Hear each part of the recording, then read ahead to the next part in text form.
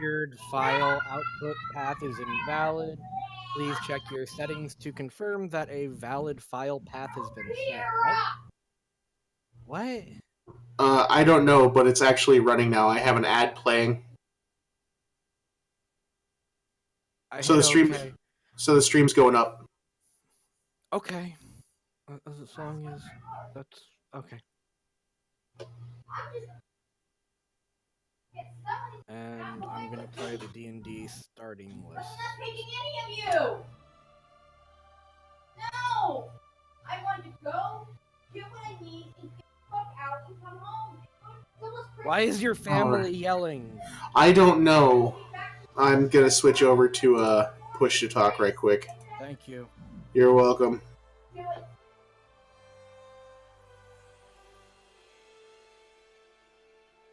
Fixed it.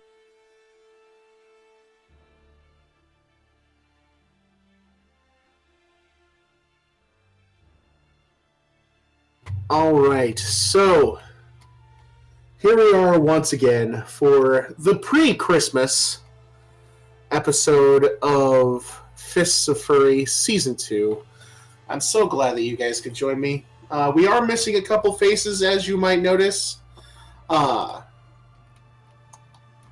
Nim and Elysian are currently absent. That is because they had places to be. But they will be joining us at a later date once more. And welcome. Enjoy your tea and enjoy this session.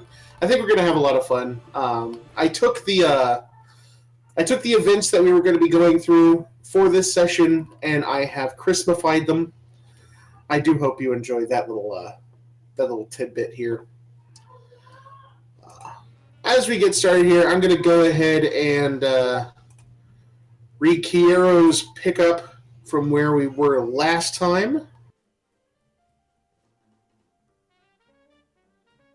So, last time on Dragon Ball Super, Goku and his friends did some... wrong show? Well, last time on Fists of Furry, Season 2, our heroes did some things. I kid. The group continued on their quest to scam money out of two groups of people, stumbled upon a dungeon full of demon flies bent on biting our ankles. Will our heroes get the money? Find out right now on Fists of Furry Season 2. That is what I imagine Keiro sounds like. This is the voice of Keiro for all of us as well.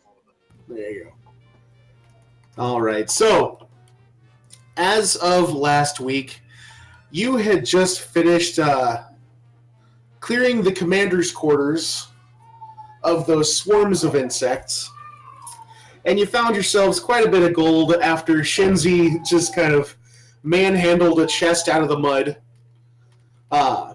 You had each received quite the tidy sum of gold, actually. From the room that you are in, you notice something strange. Looking about, small white crystals float around the room. If you were to catch one in your hand, it becomes a very small puddle. It's snowing? I catch one. You do so! I catch another. And they continue to melt. Shut on your tongue next. Catch my on your tongue! In answer to your question, Shinzi and Keiro, yes. Yes, it is. I sniff it. Go ahead, give me a survival check. Okay. As you do that, from inside the chest up stands a fat French baker. Him again. Vive la France! And he beats you with the baguette. Go ahead and give me a concentration check. Me. He's not even hurting me. No, he's not. It's just going through my being. Yes, it is. I have earned myself the Baker Ghost of Annoyance. Yes, you have. So go ahead. Give me that Yeah. concentration roll at disadvantage, my friend.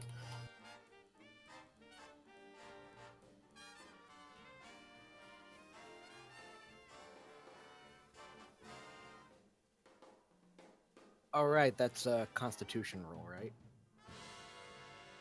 Correct. Yeah. Hello, Dragon Kobold.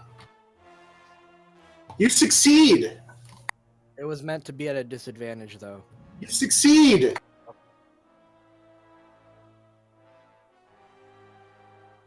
Go ahead and give me that survival check. 14. Though you accidentally snort the snowflake up your nose, it causes you to cough a bit, but you are otherwise unharmed. Oh, jeez.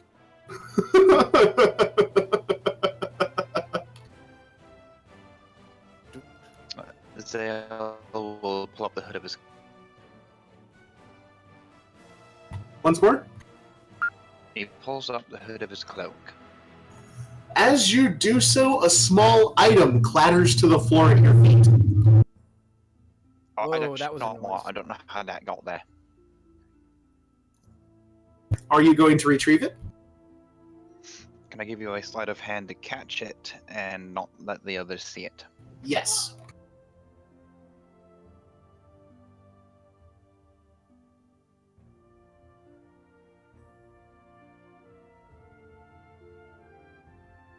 That will work. A 14 does hit. As you catch the falling item, you notice that it seems to be a small brooch. You don't remember putting it in the hood of your cloak, but the brooch itself looks to be a rather ornate short sword with a small blade on the pommel as well. That's interesting. I think he'll pocket it for later review. All right. From the room that you were in, you head back out into the hallway. You can either head upstairs where you came from, or you can continue down. Lady Divine Knight, welcome. Well, I would like to continue downstairs since we've already been upstairs, and maybe downstairs won't have this weird snowy stuff that I've heard of but never seen. Is the group in agreement? Are you going to head downstairs? Anyone object to do some rook scouting beforehand? Keiro signs the affirmative. You want to do some scouting, Zale? Yeah, let the familiar go in first. Always the scouter. I like it. If we're lucky, he'll run into something dangerous and warn us about it. Lol. Well, All right. I was thinking more giant biting bugs. Those hurt, by the way. I'm glad you guys enjoyed that. It reminds me, was there a chance I could take a surge? If you would like to take a short rest prior to moving on, you can. So shall we say rook scouts ahead a bit while we take a quick rest? I could agree to that.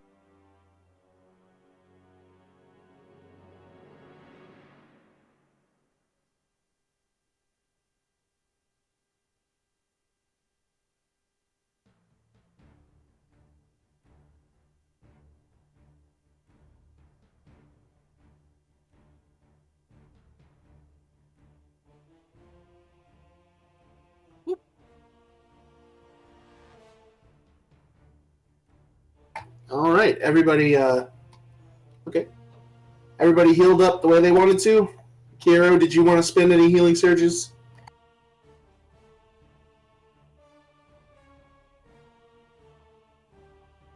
How does a healing surge work in the game itself? Like, It's basically you're taking a breather to apply bandages or poultices to wounds.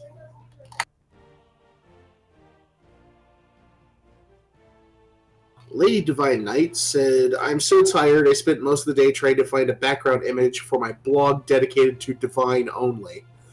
And I somehow lost track of time last night and ended up going to bed at 6 a.m. I get up at 8 a.m. every day. Aww. Divine, you need to take care of yourself, hon. Well, that said, we are honored that you decided to join us anyway. Well, yes, obviously we are honored, but we also advocate our viewers to take care of themselves. I do most of the time. Keiro, if you look under your HP, there's a D6 with a number in it. Just drag that over. I had to ask too, because I forgot. Well, we're glad you're here, Divine.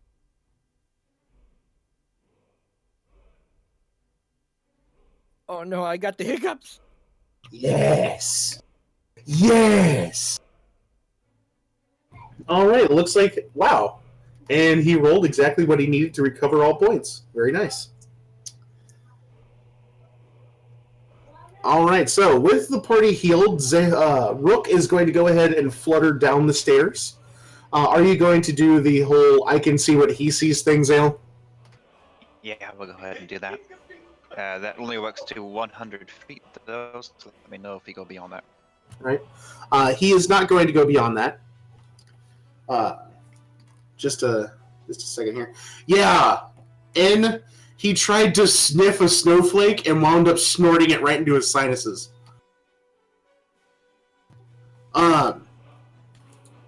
Through the eyes of Rook, what he sees is a dimly lit laboratory. It does appear to be empty. There are different colored vials along the walls on large tables with a large circle in the floor. There are also rather large bookshelves along the northern wall. Okay, I believe Zale will next begin to make his way down, going for a perception. Okay. Zale turned into the Terminator. Wow. All right, Zale. As you don't notice anything on the stairwell. However, as you enter the laboratory, putrid air flows from the room ahead. A circle engraved onto the floor marked this as some sort of arcane workroom or summoning chamber. You're able to see for yourself the bookshelves along the normal wall. As you enter,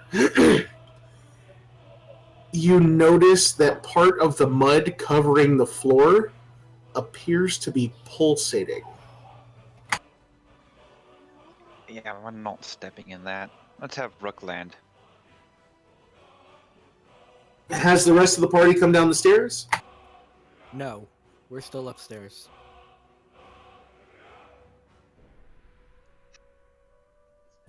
No, there's nothing down here, nothing shiny. No need to come down. But then where do we go? We can't go back up, there's nothing there. We could look around more for this artifact thing on this floor. No, we will. I'm being smarmy. I will. Oh, Whether sorry, Rook but actually does this or not is a different matter, but I would like him to. Also in this room, over by the bookshelves, there is an exit into a hallway. And from what you can surmise, yet another way downwards.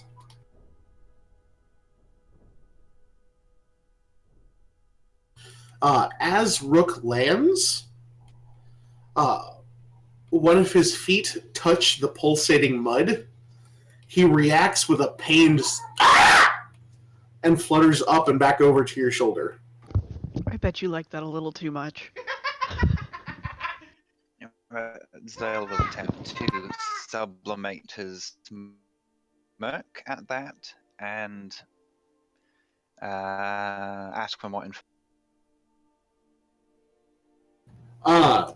Rook turns to you, kind of pecks at your head, and bites your ear, tugging it away from the room. No, that doesn't do anything for me. What was it? Is it something alive, or is it something that just burned you a bit? It's just saying this is a bad room. Don't go there. All right. Somebody want to give Arcana check? I was about to do maybe a few others to try and figure out what this is. If Rook will be uncooperative. Gladly. I will also do a history check as well. Wait, is it history or is it Arcana? I did both just in case. The Arcana. You Arcana if it's a construct or. Not that I could really find anything, But, because, yeah. you know, I just looked around and like, yup, there's stuff. there are stuff. Let's see if I can remember from my grandma's books. As far as Arcana, looks like Zale and Tayto both hit. Sorry, Shinzi. It's definitive that the circle in the middle of the room is a summoning circle. But it doesn't look like it's been used in a while.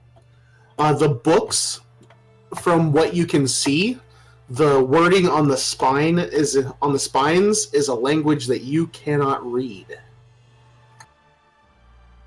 What's the summoning circle itself made out of? Is it chalk? It seems to be etched into the floor. Wow. Let me ask this then. Is there a way around the room and into the hallway beyond that is not? You come Tables and workbenches line the walls, and along the northern wall is the bookcases. So we just gotta parkour it. You can attempt to parkour, but there is a chance that you start knocking over vials, and you don't know what mixing those might do. Would these vials fit within Zale's pack neatly enough? They would, but they appear to be incredibly old. So I cannot verify the integrity of the glass.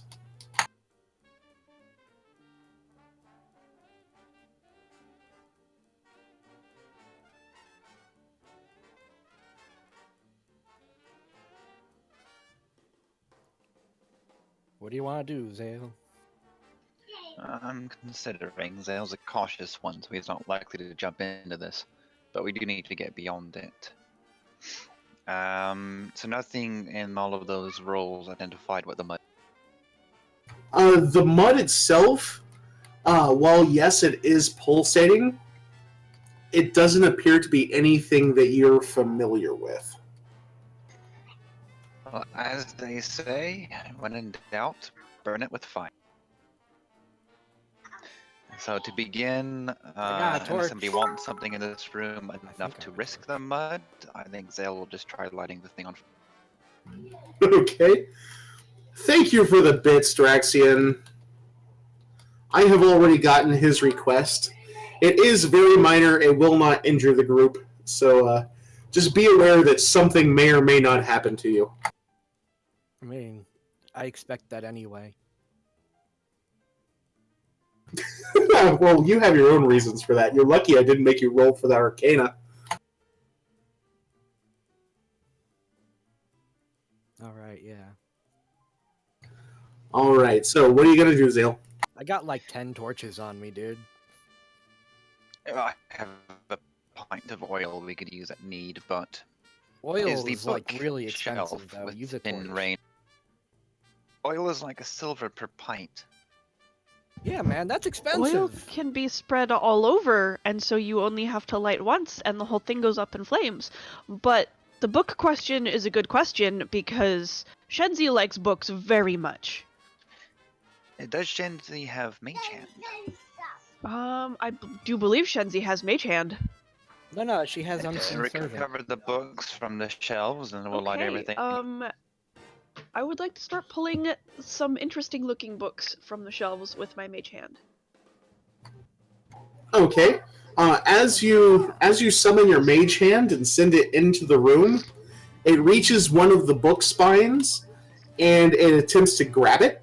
But as it does, the fingers seem to squish into the book and in fact pass through them. The spine is actually irreparably damaged and a chunk of the book falls away.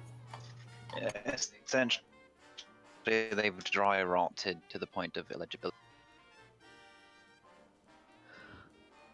I am confused and frustrated, so I summon my unseen servant and have him try.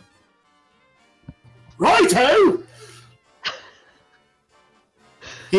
He shuffles into the room, seemingly passing through the pulsating sludge on the floor.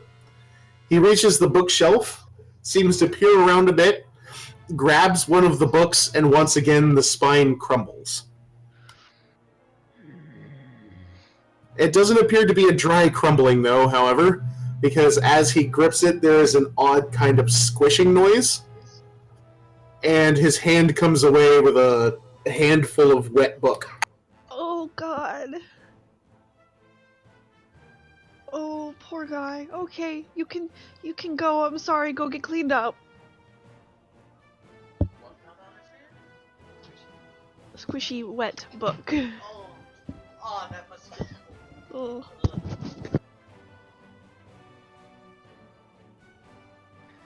Right, I don't think there's anything else important here, so if no one else has anything to do, I'll spread out some oil and I will start. It's kind of wet in there, isn't it?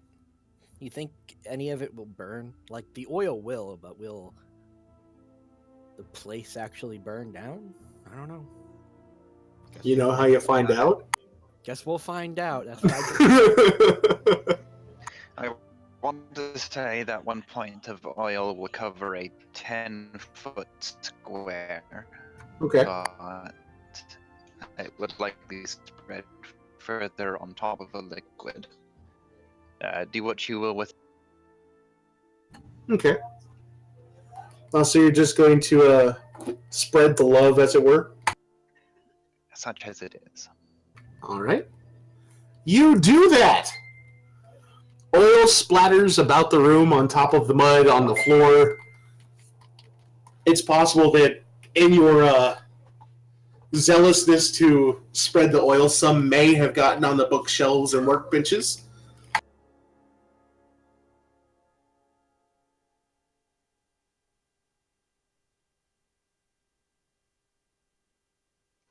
Okay, let's set it off. Fire is just. Okay, and how are you going to set fire to it? Well, initially I was going to just use my flint and tinder, but a torch does sound like a better idea. So light the torch and You do that! The flaming torch is lowered towards the oil. tossed into the. Oh, tossed oil, into it. not anywhere near I can't understand the- anything that Zale is saying.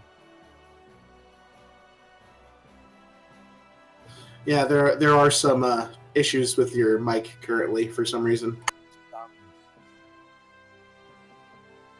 are a lot. Could you clarify? You're coming in like a robot. You're cutting out entirely. Yeah.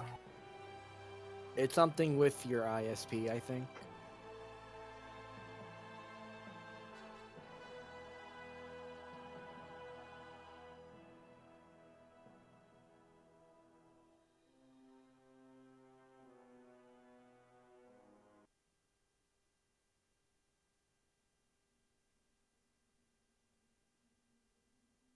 Switching to the cave playlist.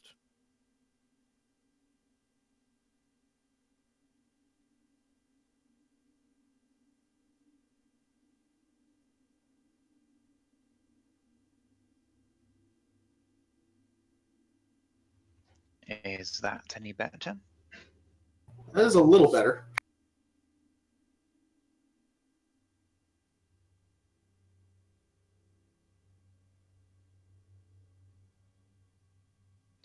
We'll take what we can get. Then, what happens with the fire? As the torch is tossed towards the fire, it bounces once or twice before settling in, and the oil ignites. The flames lance across the room, across the oil, and as you watch this happen, the sludge on the floor begins to move this way and that, and with a rather squidgy sucking noise, they grow to immense height and give a pained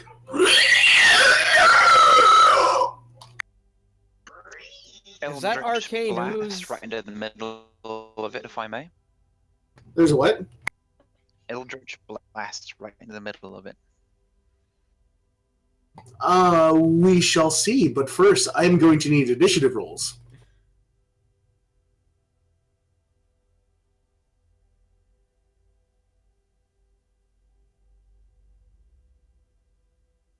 I hope this isn't arcane ooze, because if it is, this Eldritch Blast is not going to go well.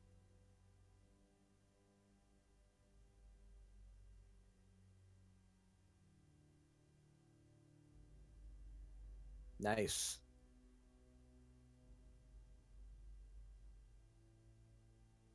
All right, has everybody rolled initiative? Yes. Okay, good, excellent. Here are the monsters you're facing.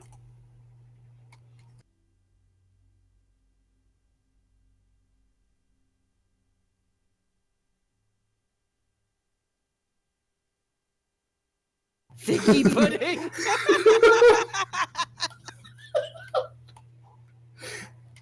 Within the middle of the room, now on fire, there are two rather large figgy puddings.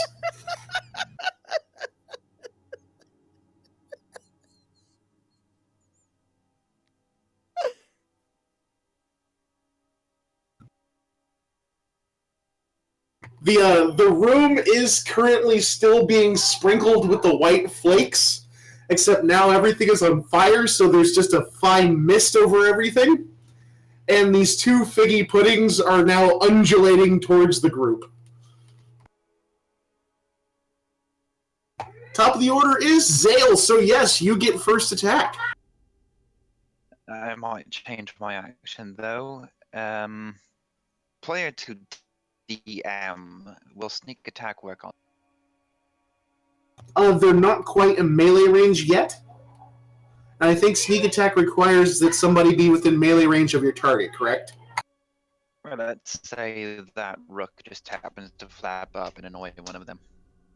It's more a question of Pathfinder player coming to 5e. Okay, I didn't. That wasn't comprehensible.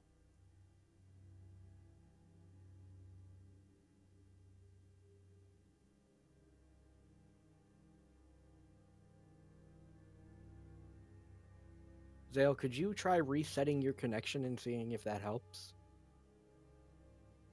I've tried restarting, disconnecting, reconnecting to the Wi-Fi.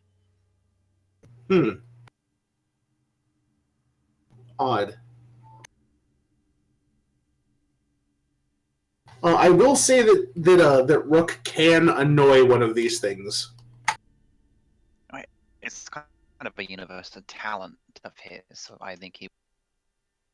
Yeah. I will proceed under the assumption that I can sneak attack them and have Rook aid me in action against pudding number 1, and then conjure and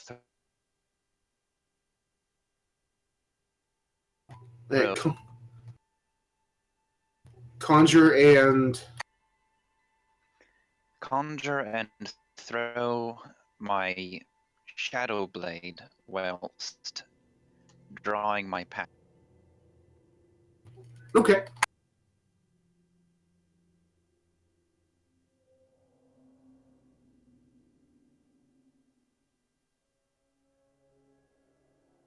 All right. A 20 does hit.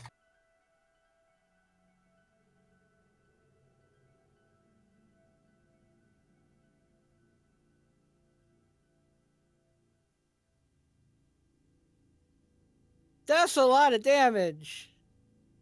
How are you doing so much? Actually, you need to knock a little bit off of that. I'm not sure why it rolled twice for the. So have or drop that down to 10 for the first. Why is it doing it for all of them? What? It thinks I'm rolling a critical for some reason. So that should be Let me a check total something. of 15 damage.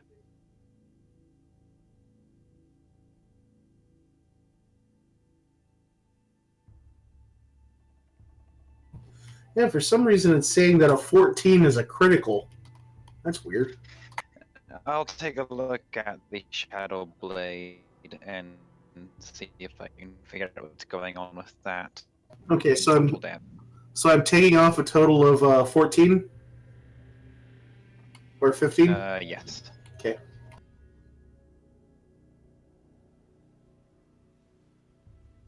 All right.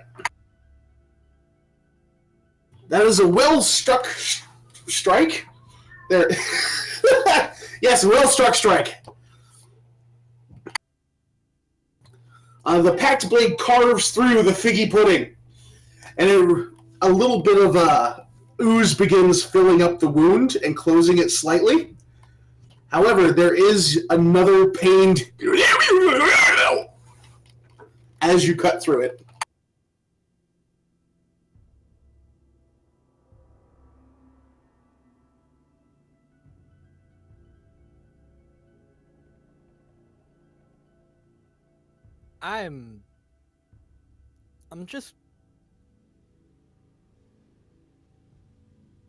I'm just gonna take my swords out. Is Zale's turn done?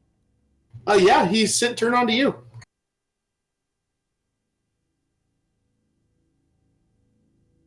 Alright, I did not hear him at all. Sorry. I didn't say I did, but I did advance my turn. Yeah, Tayto. Okay. So, I unsheathe my swords, my scimitar and my short sword, and I decide that I'm going to, I don't know, slice up these figgy puddings. Which one's Okay. closest to me? That would be figgy pudding number 1. Okay. Let's. As you approach figgy pudding number 1, there is a heavy smell of earthy raisins coming from the pudding. I like raisins. I like figs. Figs taste good. You ever have fig Newtons? They're delicious. I have, and they are. Yeah. I wouldn't eat these though. Not these butts. Well, we know that name would. Were he here?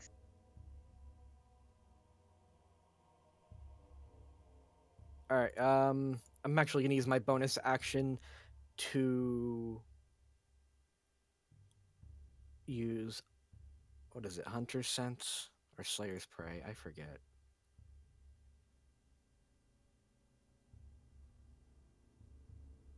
To use Slayer's Prey on Figgy Pudding 1, this allows me to get 1d6 extra weapon damage. Okay.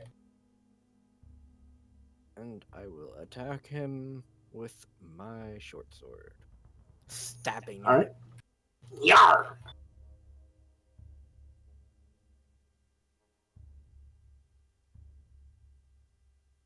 Sorry, I'm a little slow at navigating through the menu.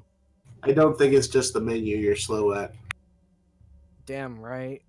I miss.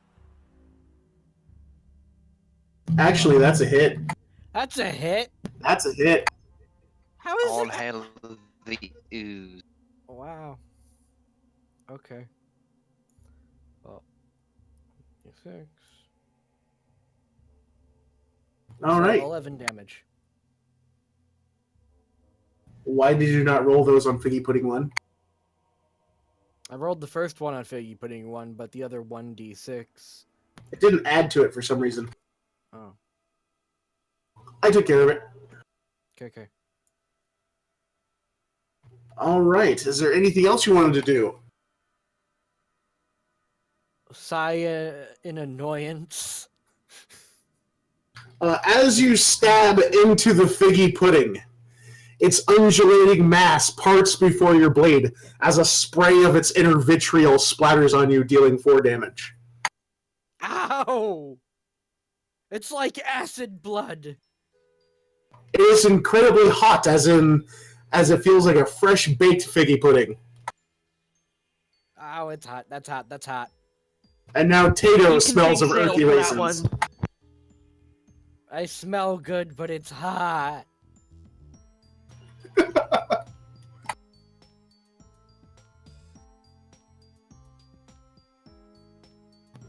All right, is that going to be your turn, Tayto? Yes. I'll hit the thingy. Keiro, you are up. Oh, Keiro's just going in. No, mace to face. Blam! 16 will definitely hit for 4 damage. Keiro was like, damn it, Tayto! You're taking too long for your turn. Hurry up, hurry up, hurry up. As I'll you... show you how quick you can... Let me do this. As you swing, you connect with Figgy Pudding number 1, taking a chunk of its total mass away from it. However, as you do so, as with Tayto, black vitriol spews at you and damages you for 4 damage.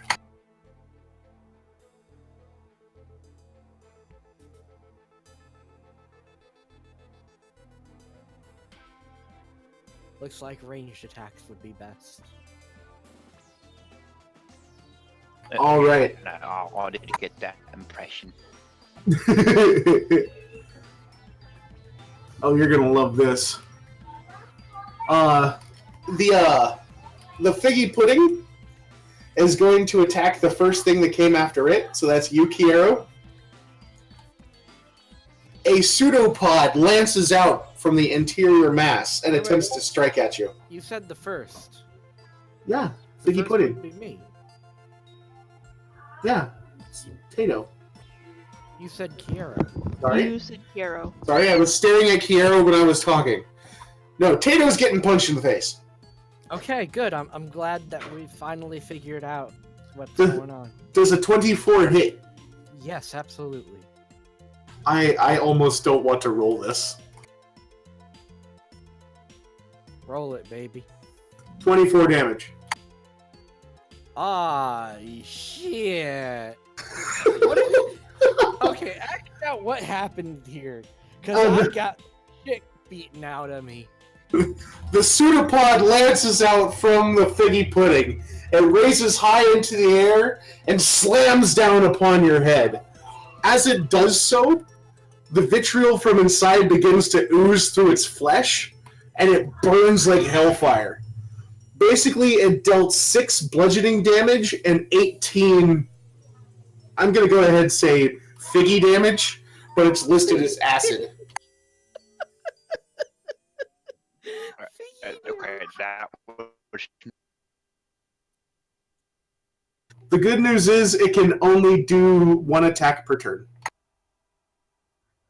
Yeah, great. Shinzi, your turn!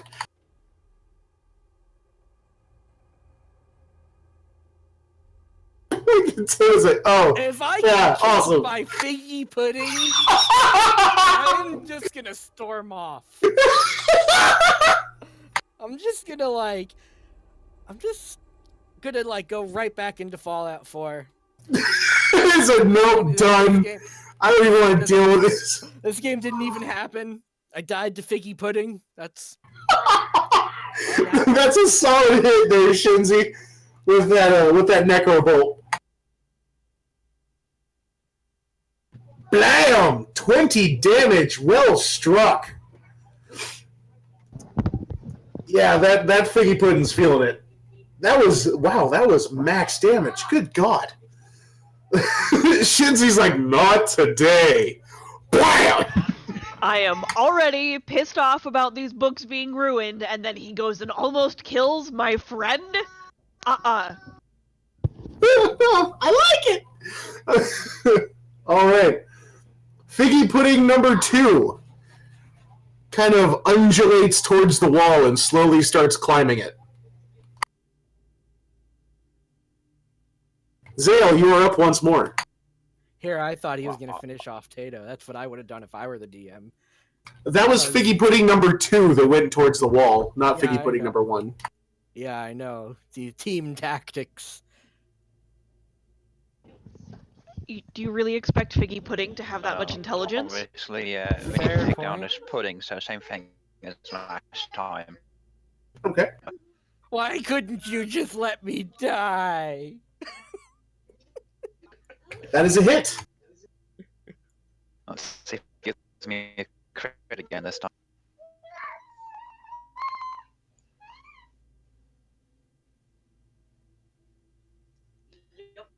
Yep.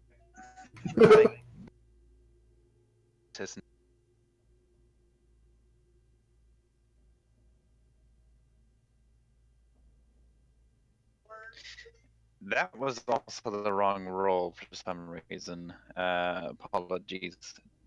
Fantasy agreement.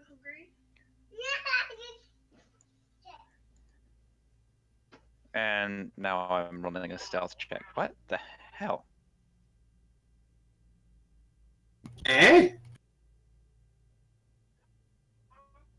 There, that's the right one, but it's still rolling twice. So I wonder what's going on. looks like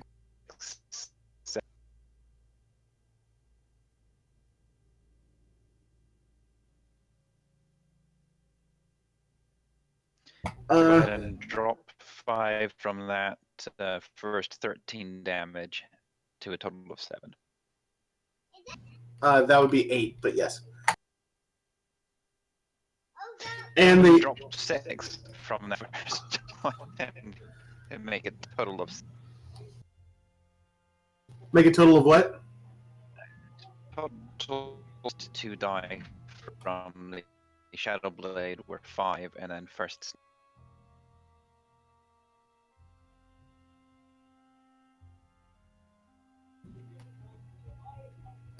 I'm just going to take away 2 of the dice from each. Or 2 of the dice from the first one, 1 of the dice from the second. Essentially, yes. 7 was the first. I'm giving you 19 damage because I think it's funny.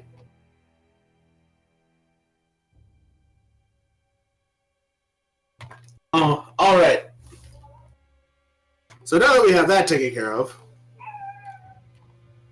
was there anything else you would like to do? I was considering, but I don't believe I can, because if I can back away a little further from the, which I think is 20 feet or so, I will do. Turn is done. Yes, you can. You can back up towards the staircase. 20 feet will actually put you on the steps, but you can still see into the room easily. Well, the main thing is it's a thrown weapon for the Shadow Blade, so I don't have much range. Effectively, I want to put other people, which they are already there, so I think I'm fine. Okay. Then moving on. Tayto, it is your turn. I'm going to back away. I'm going to jump back. You have to use a, disengage action to do so. I'll do that. Okay. You disengage from the target, and you will have to use your attack action to move additional spaces. I am perfectly okay with that. I'm going to just walk on back. Okay, so right with Shenzi, and I'm gonna be like, "Hi, friend." okay. Don't get too far from Keiro since he is going to try to heal you. I mean, we're all not that far from each other. Okay. All right. Well then, hi, friend. So Tayto has disengaged and moved back away from the figgy pudding of doom. Yes, I am standing parallel to Shenzi. All right. And if that is your turn, go ahead, click it to next. Yeah. Shenzi was. Keiro was prepared. He was instantaneous. Oh yeah, Keiro heals you for 10 points. Thanks.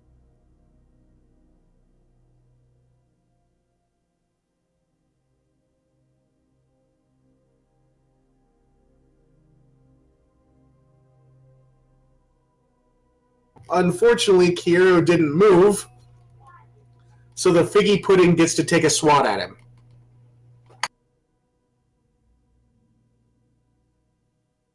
Wonk. And a 22 hits. Wonk. I am really hoping this doesn't kill Keiro. I'm gonna feel so bad. If you die to the figgy pudding, I'll laugh. Wait. Can I use an Knocked action him point to pull unconscious. Keiro out of the way? Unfortunately, no. It was the figgy pudding's turn, and it hit Keiro for 28 damage. Oh. So with a rather loud swat, Keiro goes tumbling to the floor, unconscious, covered in figgy pudding.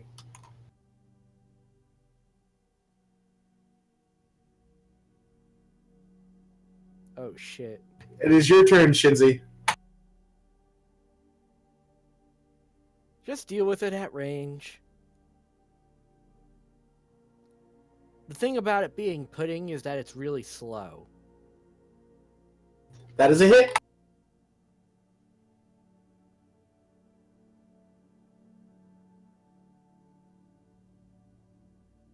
Six damage. This thing is hurting awful badly. It's not quite dead yet, though. Figgy pudding number 2 continues its ascent up the wall.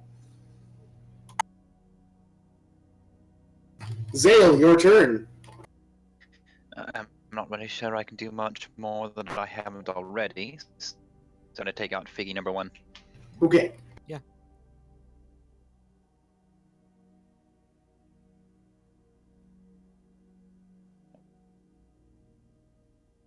This time I will roll directly.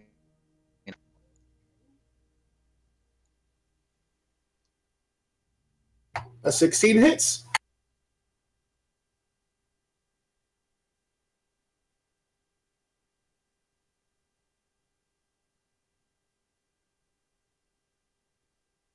Assuming, of course, I can get Discord to stick around.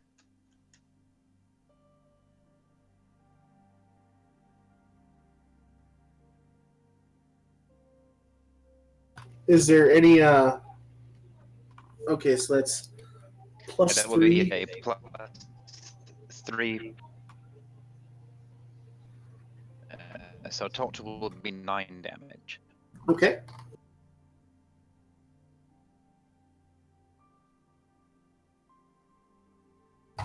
Alright, with that strike, the figgy pudding kind of jiggles angrily as more of its inner vitriol begins spilling onto the floor, filling the room with the rather unpleasant scent of burning raisins. It's not hitting Keiro, is it? No. Okay, good.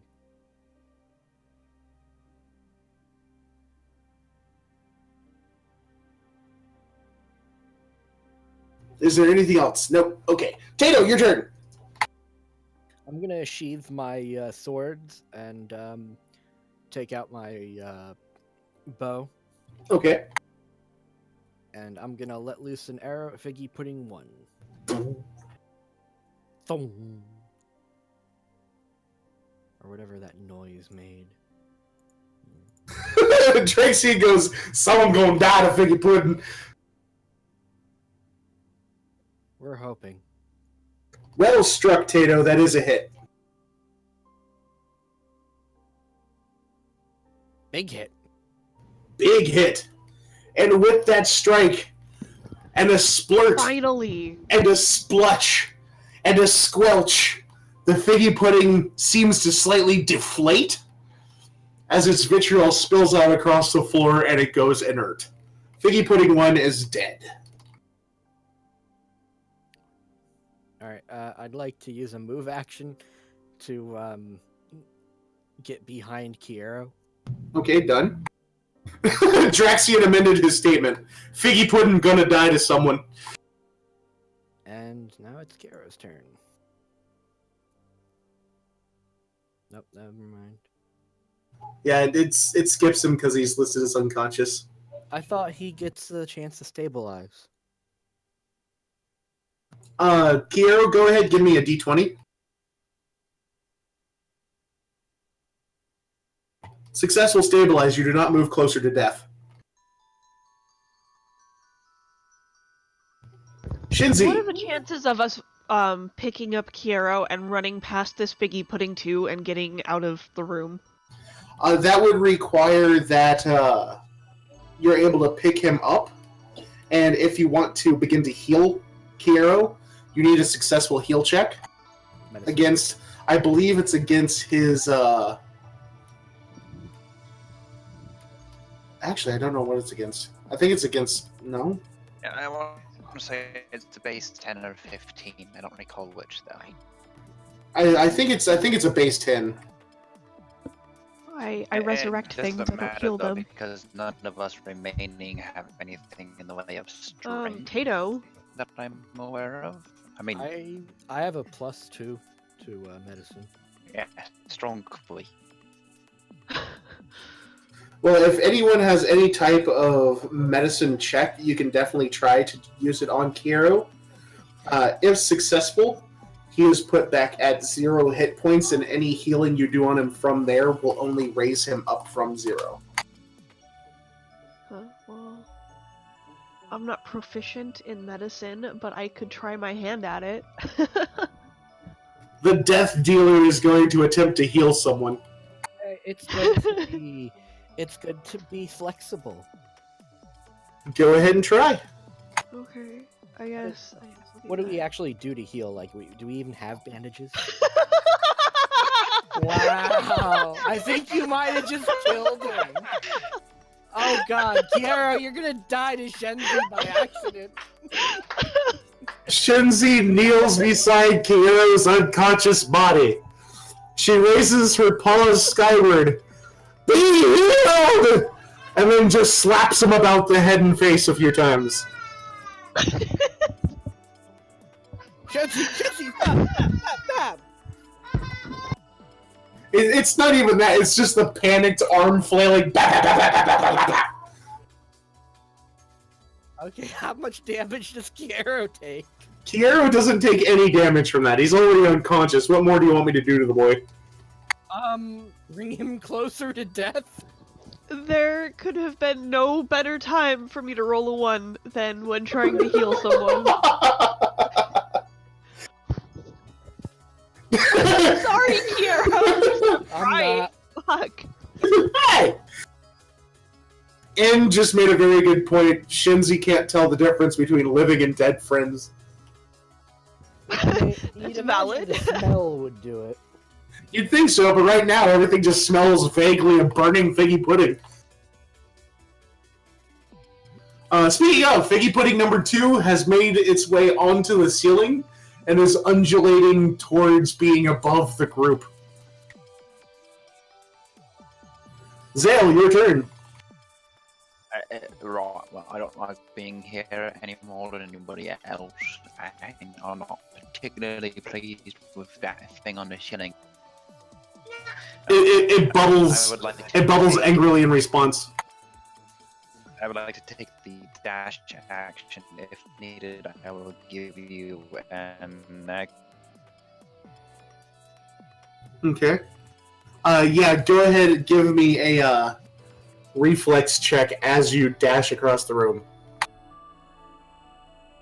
One of my friends just made a joke in my Discord. You're really putting our teams down. That joke was bad, then you should feel bad. That is a successful dexterity check, Zale. Are you just going to be dashing across the room? Zale will be, I would like to have Rook harass, putting number 2, hopefully to... Alright, he begins circling around the pudding on the ceiling. The pudding lashes out with its little pseudopods trying to swat the bird down.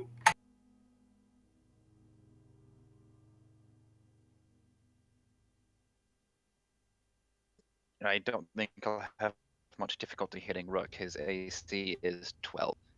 He's not actually attacking. Rook's currently just dashing around. I believe that would be my turn, since I took the action and... Okay, you are going to take the dash action and move across the room? Oh, yes. Alright, as you dash through the doorway and across the room, the pudding drops towards the floor as you pass underneath it. You manage to dodge roll out of the way as it splatters onto the floor and partially onto Keiro.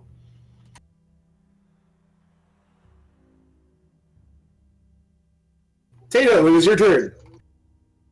I'm gonna let loose another arrow. Okay.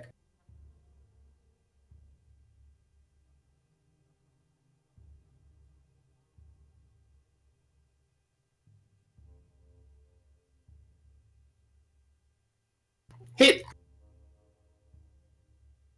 6 damage. Well done. Oh yeah, and for my bonus action, I'm going to use Slayer's Prey on it. Okay.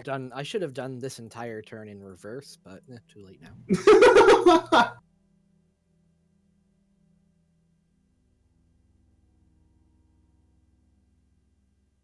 And that is my turn. All right, Keiro, go ahead and give me a d20.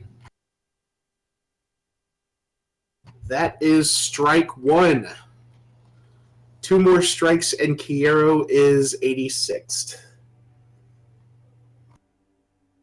Shinzi, your turn. I really want to Hulk out and pick up Keiro and just get the fuck out of the room. That's all I want to do. Oh, let's see what we can do about that. Go ahead and give me a concentration roll. Concentration? Yes. Is that in a constitution? Okay. That will be a d20 plus your wisdom modifier. Wisdom? Yes. Wait, I thought concentration was constitution for me. Oh, was it? Then yeah, that 18 will count. You're able to concentrate all of your energy into the core of your being. What would you like to do with that? I would like to pick up Keiro and get the fuck out. As with the chest in the previous room, however with slight variances, the party sees Shinzi kind of, her eyes narrow at the figgy pudding, and she smacks her paws together. Her hair begins floating up into the air around her head, and there is an ominous low rumbling about the room. With a flash, a black miasma permeates her body. She steps forward slowly, almost too calm for the situation at hand, grabs Keiro by the shirt, yanks him free of the pudding, and begins stomping across the room angrily. Do I need to do any other checks to get out? No. Okay.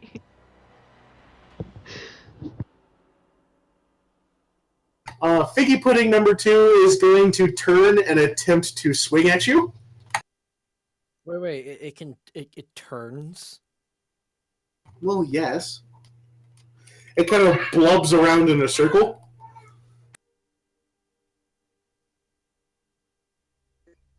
Could Zale use an action point to intercede Rook's attack? You can, yes. then by all means, sacrifice the bird. Okay.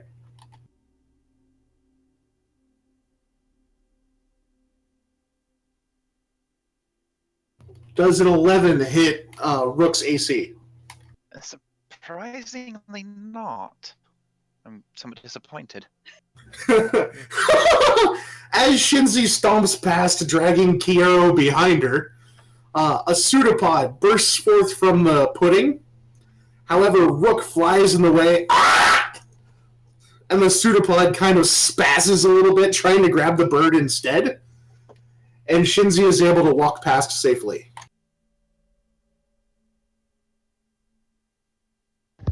Thank you, Rook.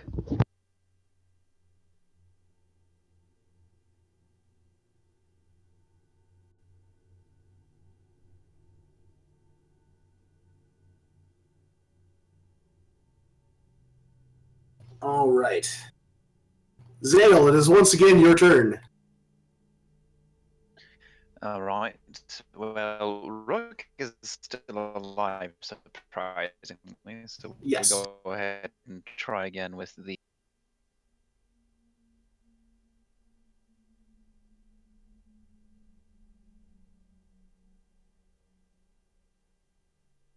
$16 hits.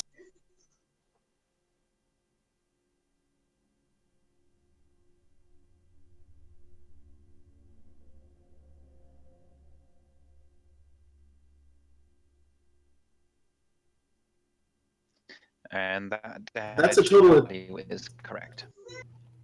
That damage is correct. Correct. All right. Just start. It seems if I pull it straight from the sheet, we have no issues. All right, so you deal a total of 20 damage to Figgy Pudding number 2. Well done.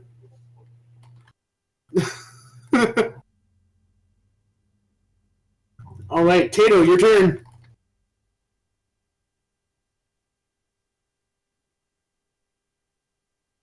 I mean, the rest are leaving, but I'm gonna keep letting loose arrows. Okay.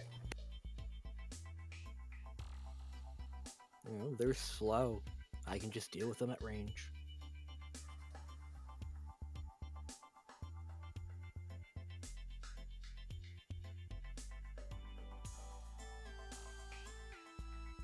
$23 is a hit for 5 damage. Nope, more than that. Then roll the additional damage. Yeah, I can't do it on the Figgy Pudding. Okay, so another 6. All right, this thing's starting to feel it. Does it actually feel? I'm going to go ahead and say yes. I would like to add once more that consumption of sentient beings is an inherently evil act, so no. Well, since Nim's not here, we don't really have to worry about that. Keiro does not inch closer to death. Shinzi, it is your turn once more.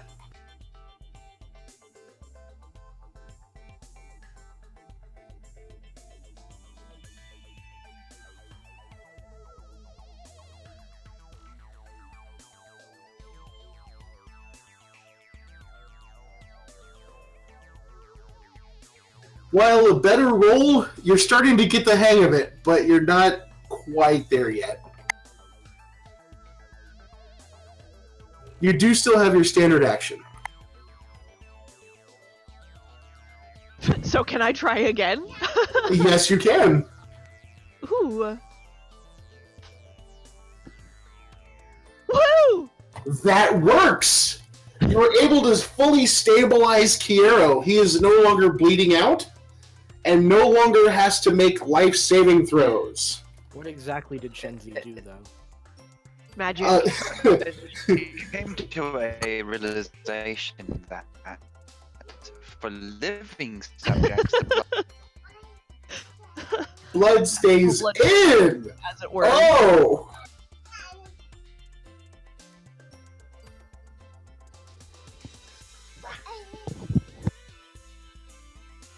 All right. Figgy pudding number 2. Having missed its targets running across the room, begins to wobble its way towards the only remaining target close by. Hey, Tayto. How much do you like figgy pudding? I could die to figgy pudding and be happy about that. It takes a swipe at you with a pseudopod and actually misses.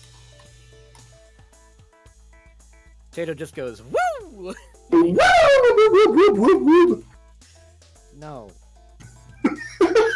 No. Zale, it is once again your turn. Once again, I must lovely newness.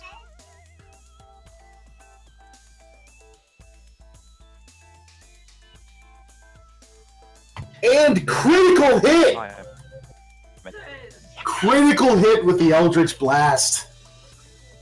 Would you like a card, sir?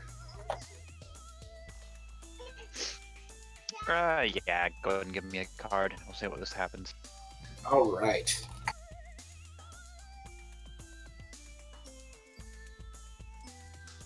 This time he will hold the Shadow Blade in reserve in case it decides to close with him after killing I'm machine with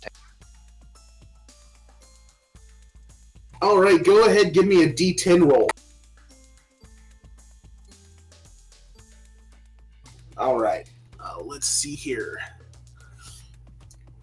The critical Arcane Blast. Double damage, an additional 2d6 random energy damage. You rolled thunder damage. So, what is the weapons die for Eldritch Blast? Wait, thunder or lightning?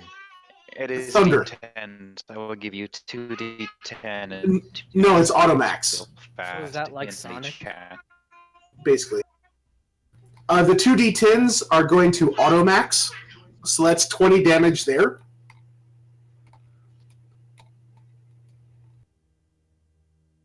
This thing is going to literally And a pair of d6s, so another 12 damage there. Alright, so, Zale, you have dealt 32 damage to Figgy Pudding number 2. And 12 of that was thunder damage.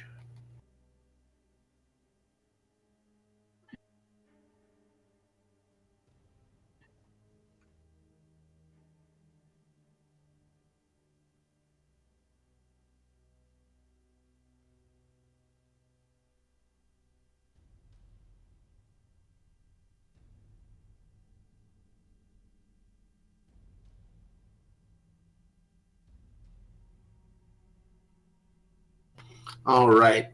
So yeah, you did work on that Figgy Pudding. It's not dead, but it is definitely on the hurt side of ow. Alright, Tayto, it is your turn. You are actually in melee range of this thing now, as it blubbed its way towards you to try to swat you with a pseudopod. Yeah, I'm not gonna let him do that. I'm just gonna run to the other side of the room. Disengage first, and then run to the other side of the room. Okay, you manage to disengage and you scamper across the room. Well done. Nope, this thing's like super slow, so just keep away from it. It undulates in a circle and begins moving back, and looks like it's going to be heading back across the room towards the group again. No, go back, no, this way.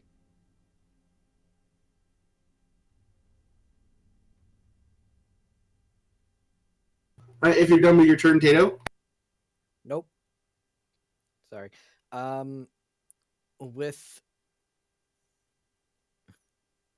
With my bonus action, do I even have a bonus action, or was that used for the disengage?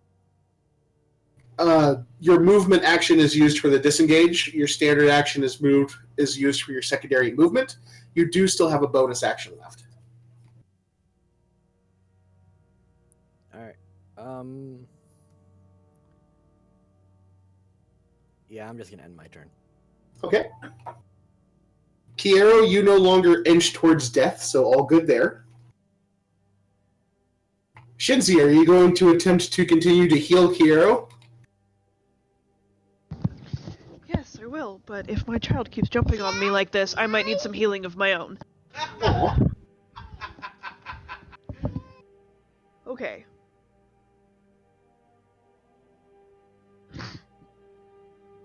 Ooh. A 10 actually works. Go ahead and give me a D4.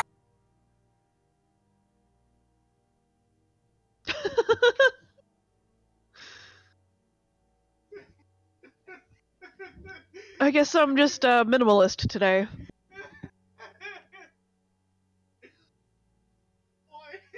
Yup. Do I get to try again like I did last turn? If you would like, yes.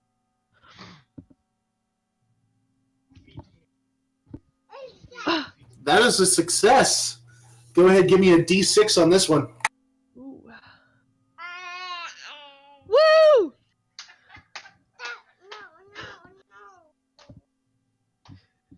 How do you feel, Keiro? Like I'm not dying.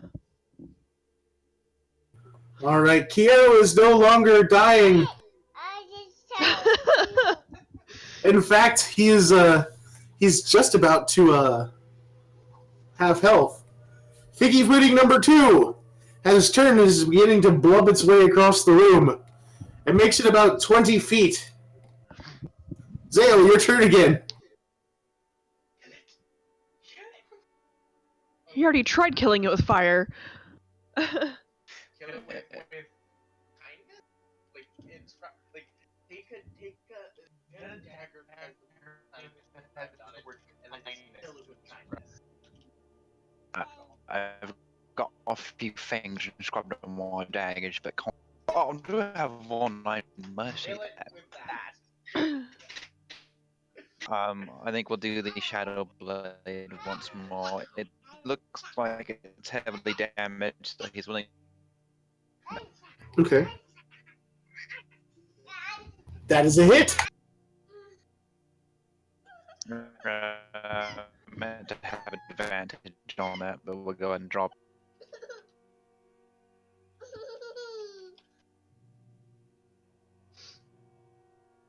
All right, 12 damage. Not quite. There we go.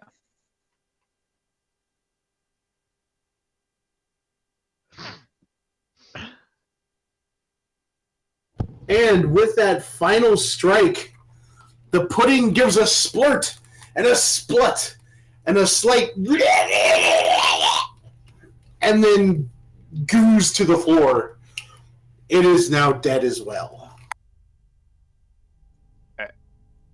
Yeah, I've got a shave. One won't be paying attention now. I'll do not. Eat it anyway. It's dead now.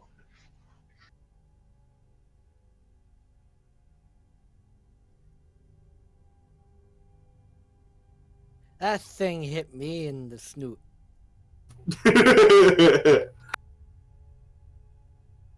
All right, let me grab my book right quick.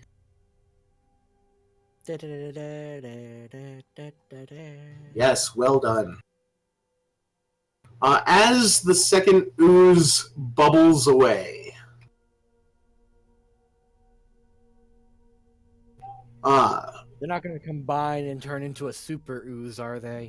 no, a small white sapphire remains in the sludge.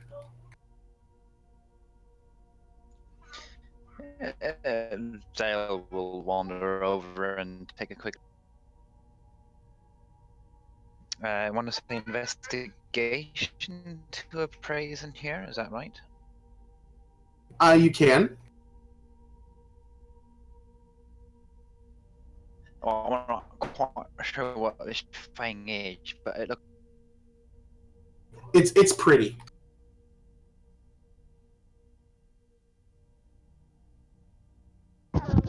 I was muted. I would like to look at the summoning circle and see what I can figure out about it. The summoning circle appears to be etched in arcane magic. Could leave the summoning circle for a moment. And a language that you cannot read.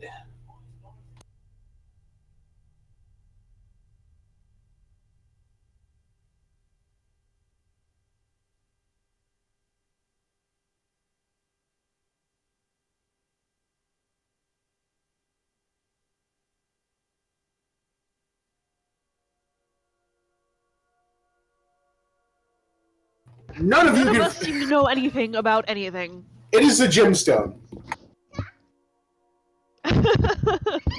It is a white sapphire.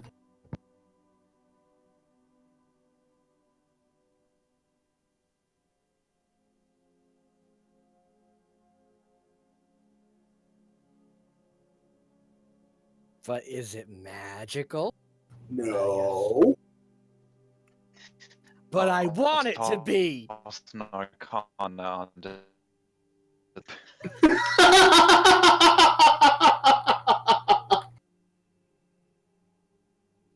Yeah, no, it's fine. I don't make any.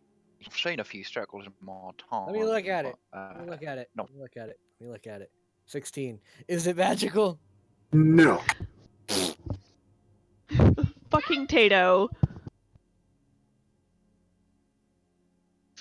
Yeah, well, I've got a friend what he deals with gemstones quite a bit. I'm pretty sure he can tell me what it's worth, and also If you have so many friends, why do you hang around us?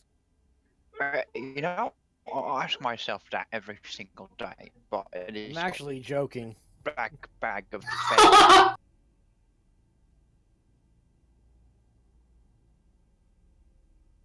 That's funny. Yay. All right. So, what's going to happen with this gemstone just sitting on the floor? Well, technically, it's sitting in Zale's hand, right? Oh, you picked it up. Oh, yes, that was specifically mentioned. Then, as you grab it, you feel your hand burn slightly, almost as if a final FU from the figgy pudding, and you're dealt 4 damage. To your hand, specifically your palm. So Or now your hand is like past the first month. yeah, your hand gets singed. No, it doesn't persist. And It's just once. It's like, ah, god damn it, and then you can pocket the gemstone. Okay, no, undeserved that. It was still kind of hot from that. Oh no, you got a face. I mean, you got a case of figgy hand. Figgy hand. It's a pretty serious case there, Zale. I think we're gonna have to cut it off. All right. Might I ask that we take a short break God, yes. so that folks can get something to drink, get something to eat, maybe use the little furry's room, and we will be back in, say, 5-10 minutes. Duly noted. All right, we're going to take a short break, folks. Refresh yourselves. Hit the blog if you need to. And we will be back in 10. Love your faces.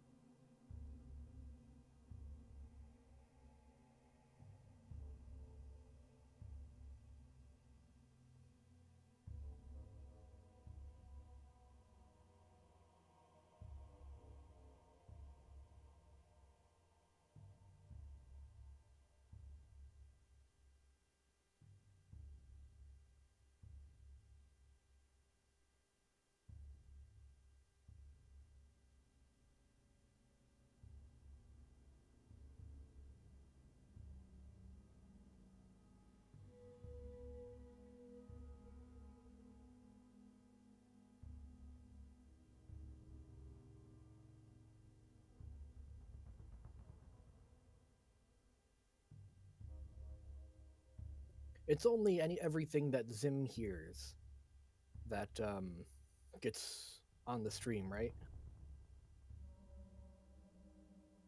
I would imagine so, yes. Okay. So if I were to play a video at my end, it wouldn't get on the stream. It should not, but if anybody complains about it, you'll find out. Okay, we'll do a test.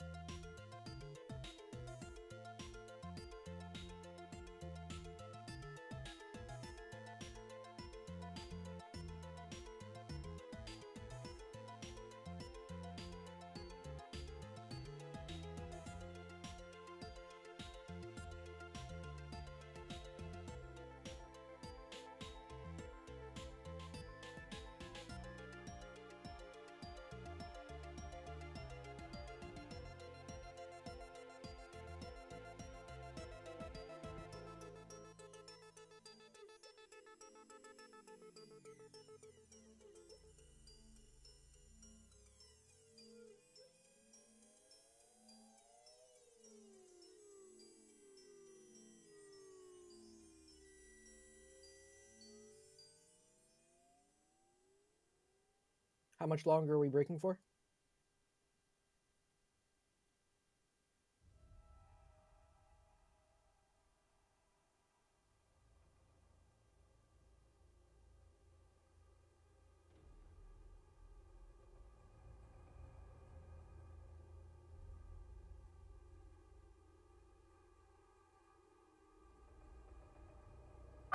I have returned. Welcome Oh. back.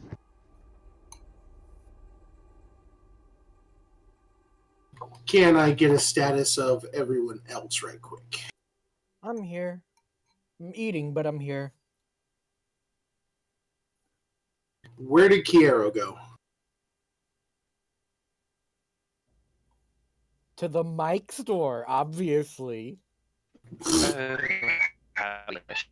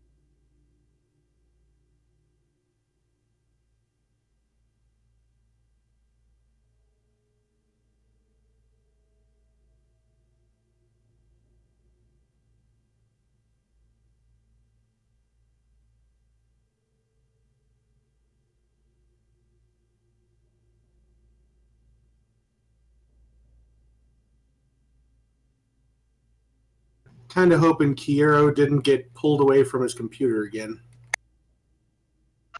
It is a possibility. Let's maybe.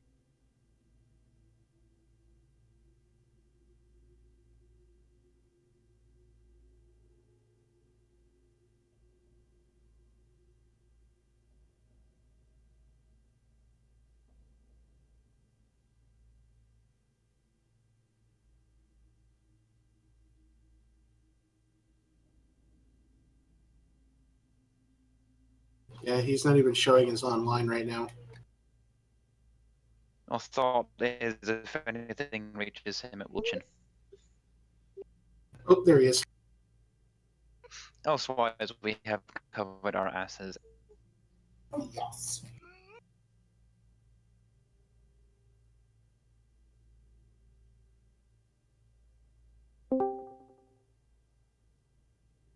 Welcome back, Keiro. I guess your net went down.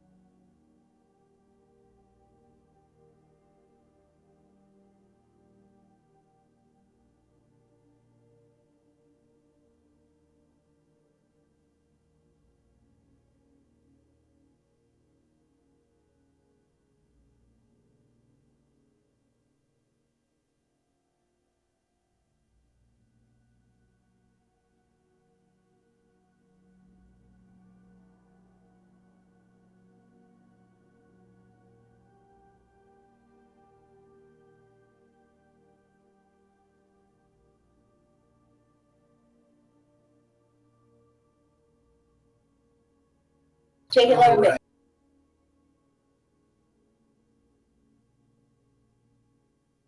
Have I been called? What?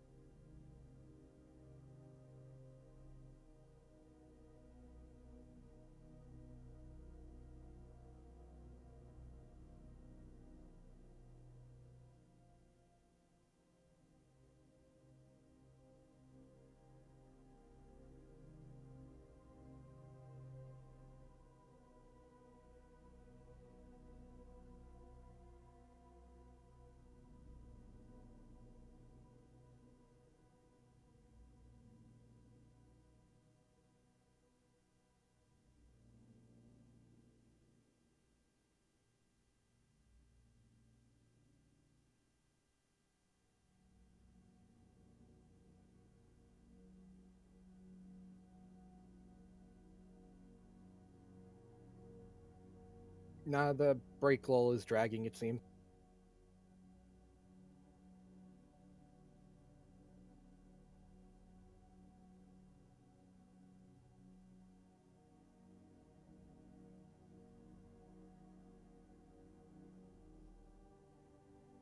Bring me.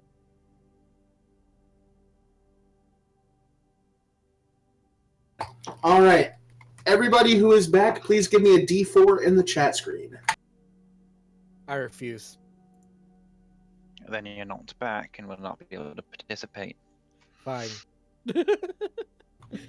We all 3 4s in a row. Okay, who's gonna be the This is fourth pretty number good. 4? Come on. Well, Keiro, obviously. Keiro has gone AFK. He's not. Oh. He's not back. He was saying he had to go eat dinner anyway. I say they might leave him up in this room to recover for a bit, so that might make sense. That is absolutely fine. Okay, but Keiro, if you don't roll a 4 when you get back, I'm gonna He be needs to very sleep off what disappointed. the in you. fuck just happened. All right, let's take a look Can you here. guys hear me? Yes, we can. Okay. That's why I giggled. Okay. Just making sure, cause yeah. Anyways, we're good. Okay, so heading out the exit by the bookcases within the laboratory, you enter a short hallway. There's a door off to the right, followed by another staircase downwards.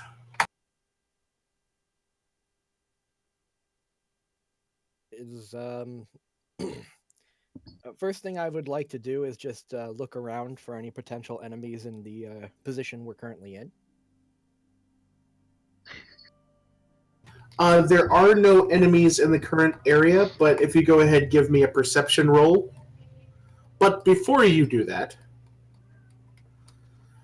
from one of the torches lining the wall, the flame begins glowing blue as a baguette slowly rises out of the fire, followed by a fat French baker. Sacre! And he's like really, really small as he comes out of the fire. No, he emerges full size. It's just very slow.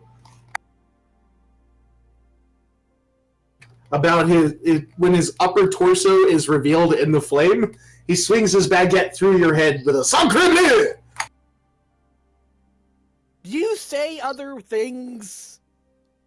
No. And then he vanishes.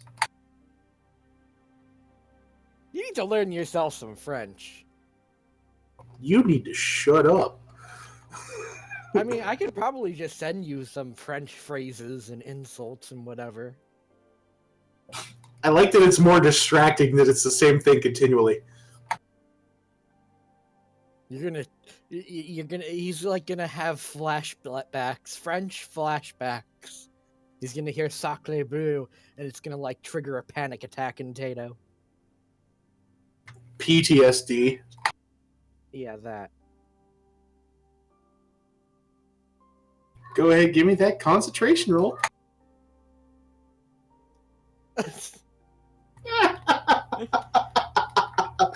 Why always sacre bleu? Why is it always sacre bleu?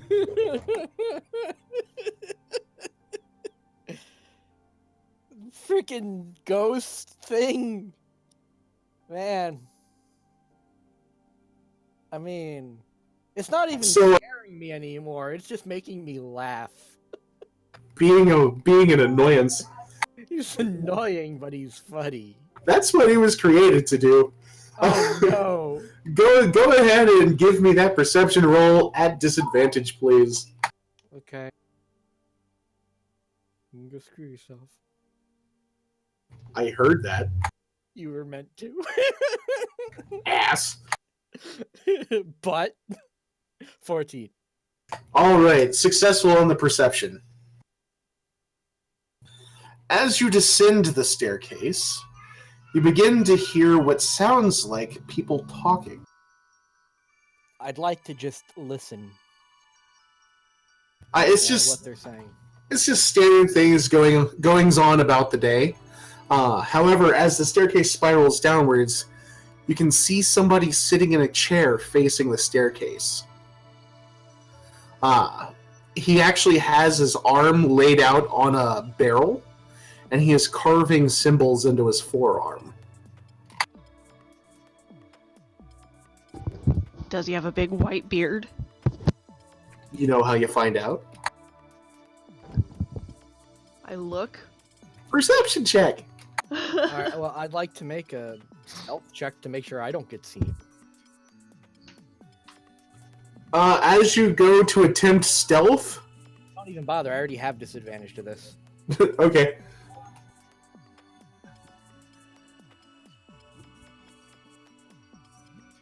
I rolled a 5.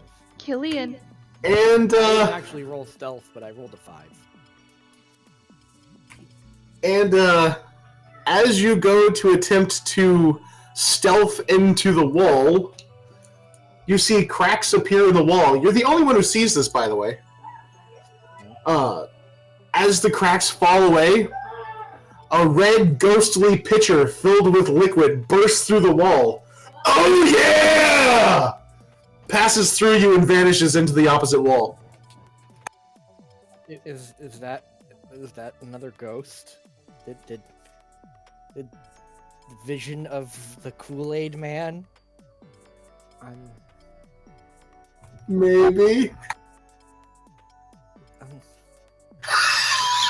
So, you sound so defeated. Alright, so the jangling of my armor can be heard. Yes, if you don't move carefully. However, Shinzi has spotted somebody at the bottom of the stairs, and she can get you to stop moving so you don't let him know you're there. I'm not really moving right now, though. I'm just kind of standing there. Well, Shinzi, are you going to let the party know?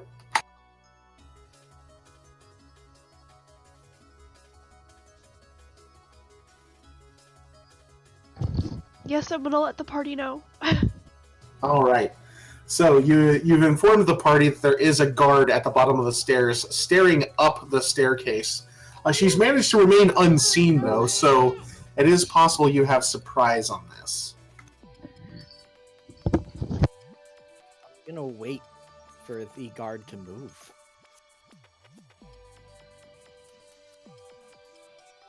He doesn't look like he's going to be going anywhere. He's actually sitting there with his arm on a barrel, carving symbols into his forearm. What does he look like? He's wearing a rather heavy-looking cloak, so his face is covered.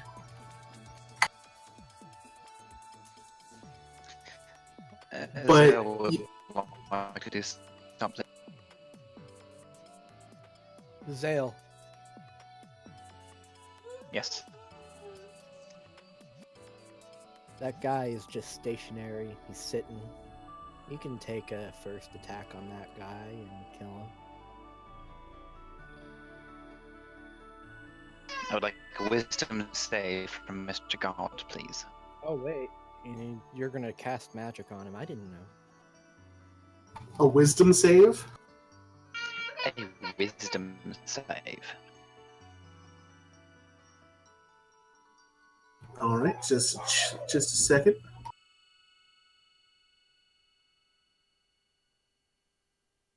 He got a 5. And as far as Mr. God is concerned, Zale is his best friend of all time. Fair enough. In that case, we're just your guests then, right? Well, yeah, You can probably a negotiate a minor. sale.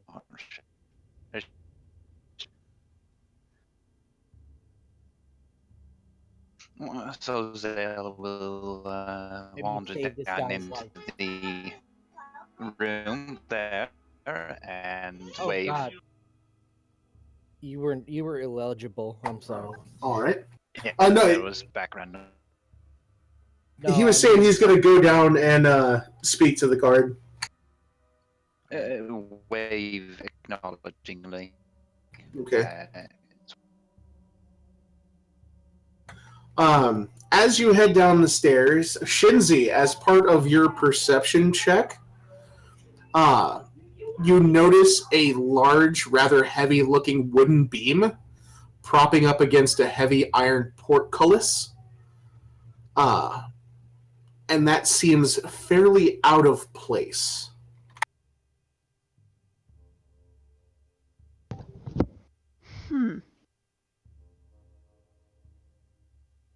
Zale was on perception as You- he comes down into the room since he. The guard does kind of give you a wave, and in the room beyond, you see 2 of these other guards and 2 other people in the room wearing red.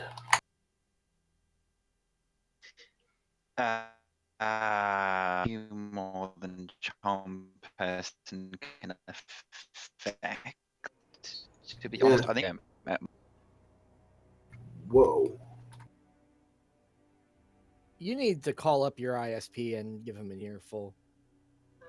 it's not my ISP, but point taken. He's at my place, but you can hear me just fine, so that's weird. That is weird. My laptop I'm using. So I can get 2 people with this. Can't you just speak through Shenzi's mic? Not really.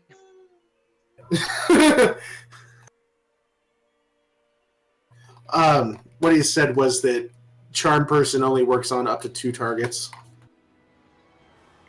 At my current level, yeah. Cast it twice. He already did once on the guard outside. He only has 1 charge left. Oh, okay.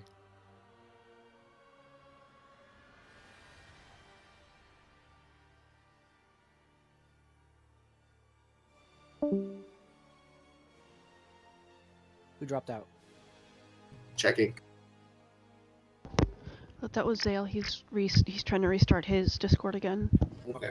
Hope that fixes He it. would be able to use my headset, except that it's on selective mute because I have a 2-year-old in my lap.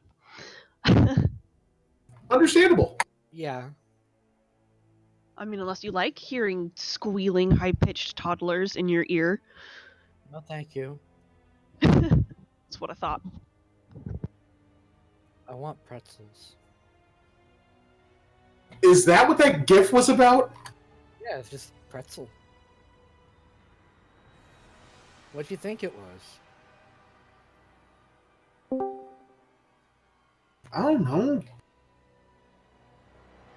I figure it was just you being you. What does that even mean? You being weird and posting strange things. Yeah. But the strange thing here is obviously a pretzel. You can't tell by the salt on it and how it just looks. Well, no, I recognize it as a pretzel. I just wasn't aware that you put it on there because you were craving pretzels. I think we were just like, hey, ad infinitum pretzel GIF. No. It's like after seeing the GIF, like after posting it, I'm only just now realizing I want pretzels. Oh. You don't even need advertisement. You just need to look at this GIF. Oh, okay. Huh. Anyway, So, if I could get a wisdom check from that other god from that first casting of Charm Person. Kind of up to you since I didn't see him, but he was in the area of effect. let's go ahead and take a look. He got a 4. So both of the gods like Zed quite a bit, but the other two people in the room have no idea who he is or why they should be nice to him. The other 3 people in the room have no idea who you are. The people in the room have no idea. Correct. As you enter the room, speaking with the 2 guards, you happen to notice something kind of strange. The guards themselves, the cloaks that they're wearing appear very bunched up, as they only appear to be 3.5 feet tall. Each one of them, no. They are not gnomes. We're here to offer them food, I guess. There's some We're here to figgy bring pudding them- upstairs. We're here to bring them their rations. You need to What do you make mean up a we? reason. As far as they know, Zale's the only one. They haven't seen us yet. Okay, well, he is then. It's like you just need to make up a reason to be there, a good reason. Well, it's kind of the point of the Charm Person as far as the gods are concerned, but yes. I believe for the sake of the other 3...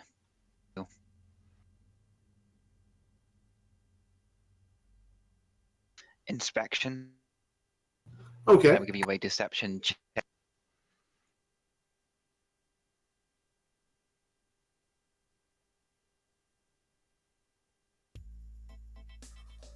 That is a decent roll.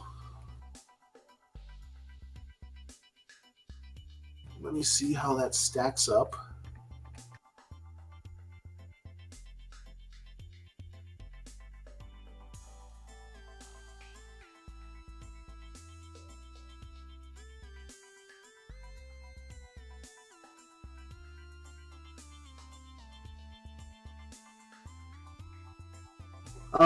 One of the guards, the third guard, kind of falls in line with the first 2.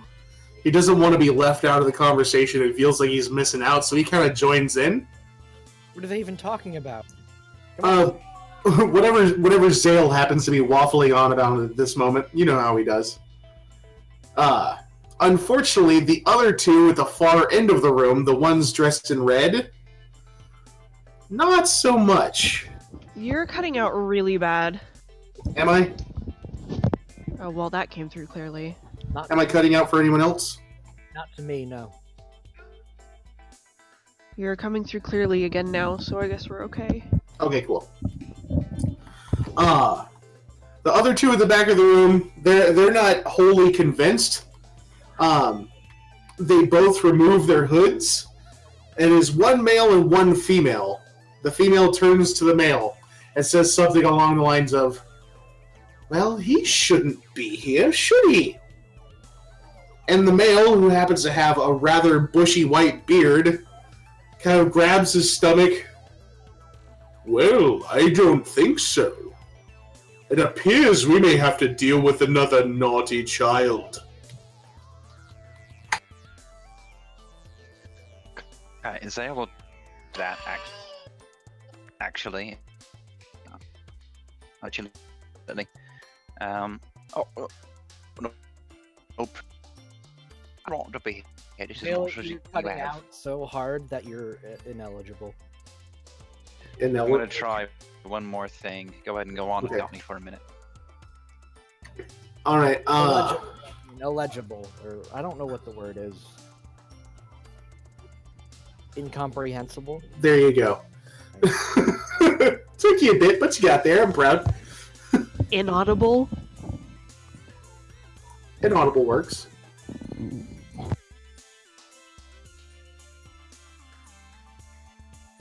All right. Let me check here. as the two in red calls Zale out on his attempted bullcrap, the other three guards kind of snap out of their reverie with kind of a collective, wait, hey, they're right, we don't know him! And one of them dives to the door and begins uncovering a rope that was previously covered in mud. Well, that didn't work now, did it, Zale? Yeah, not so much. Sorry. Oh, you came in clear. Alright, is anybody going to try to stop the guard? Only thing I'm gonna do is from the top of the stairwell, I'm going to let loose an arrow at the guard. Okay. Clear that whatever Zale was going to do backfired, so time Go- for plan B. Go for it. Firepower. I guess this counts as a surprise round. Yes. I'm going to give you a +2 to the shot. Okay, cool.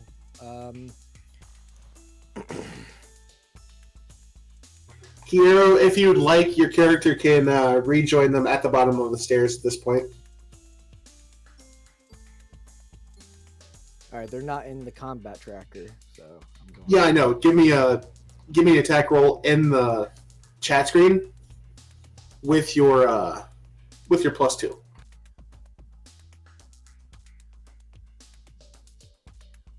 16. That is a hit.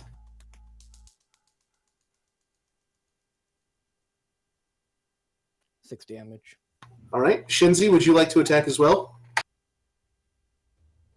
I would like to sync it up with Shenzi if that's possible. Well, yes. Surprise rounds go off all at once. So, like, we're just all syncing our shots up.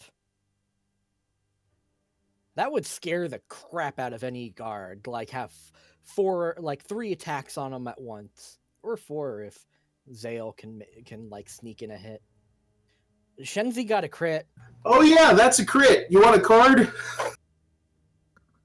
Better want a card.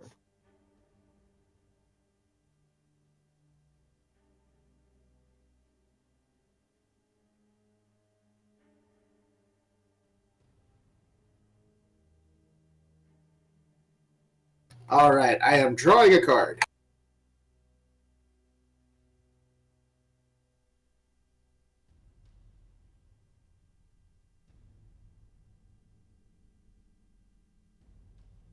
And we have, Light Blast. Double damage and target is blinded for 1 round.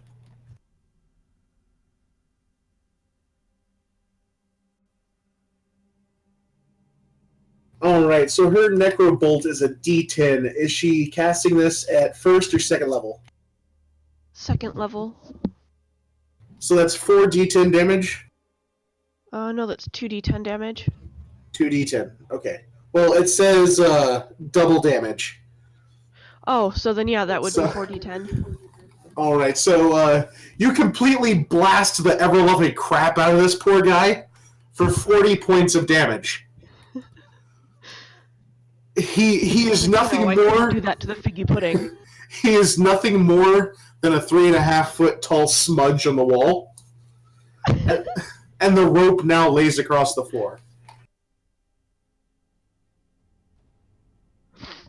And my arrow just strikes the wall. Yes. Zale, if you could go ahead and give me a perception, please.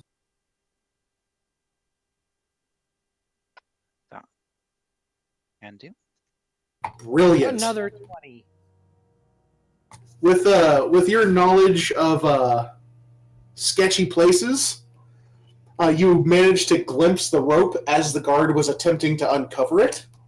And putting 2 and 2 together, you realize that the rope is actually connected to the rather large beam up above you on the portcullis. What you do with that information is up to you. This portcullis does lead into this room, correct? It appears so.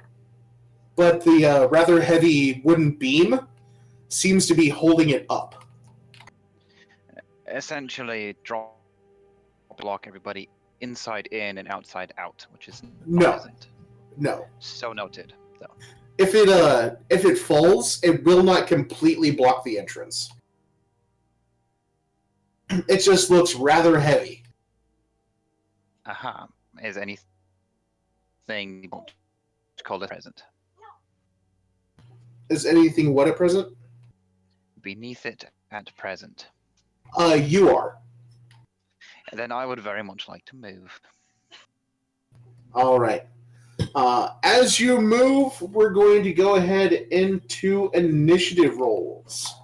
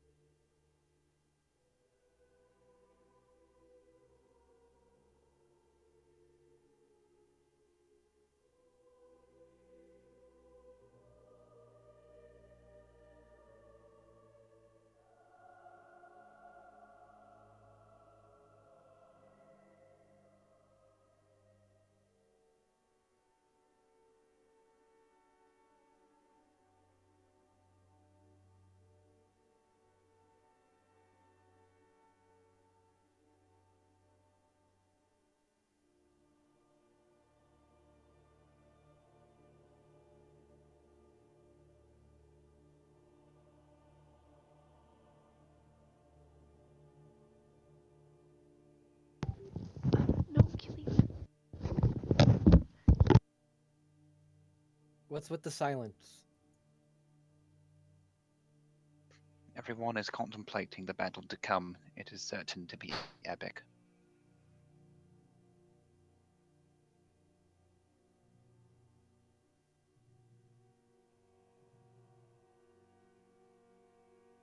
All right. So yeah, I have added the enemies to the tracker.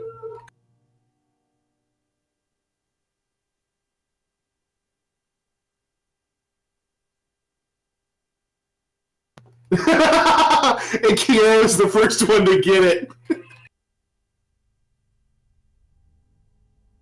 I haven't looked at it yet.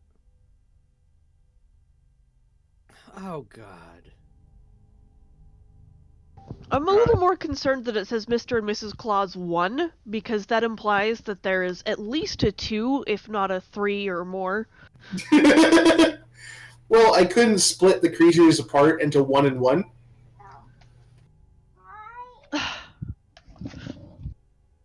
So one is Mr., the other is Mrs.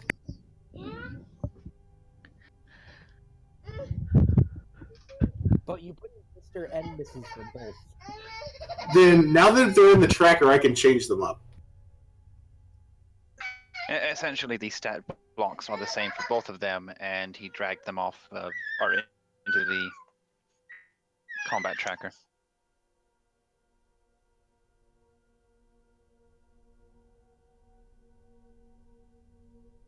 There, how's that?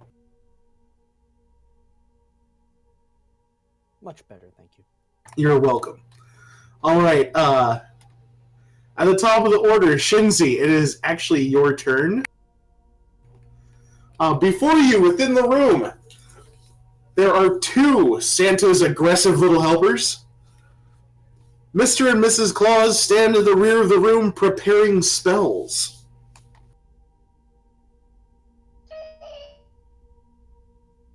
On You never heard of the magic of Christmas, Keiro?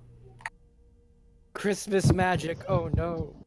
I would also really like to look around and see if I notice anything else out of place, anything weird, just to kind of see what the hell I'm dealing with. Not your turn.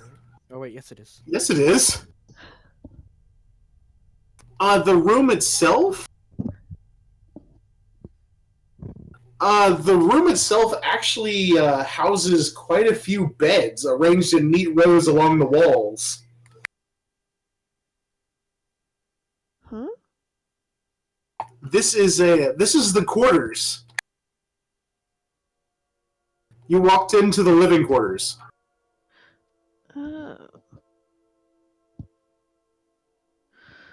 Okay. I'm thinking I'm gonna do something I've never done before. The dice favor the bold often enough. And if not, we get to laugh.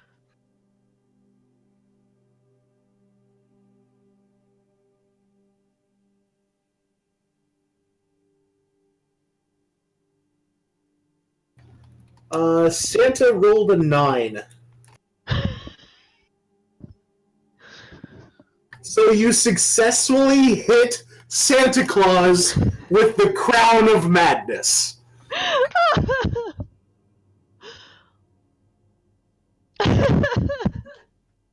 If anybody could drive Santa up the wall, it would be Shenzi, I would say. It's just, she has such good intentions that she shouldn't be on the naughty list, but there's so much that should be.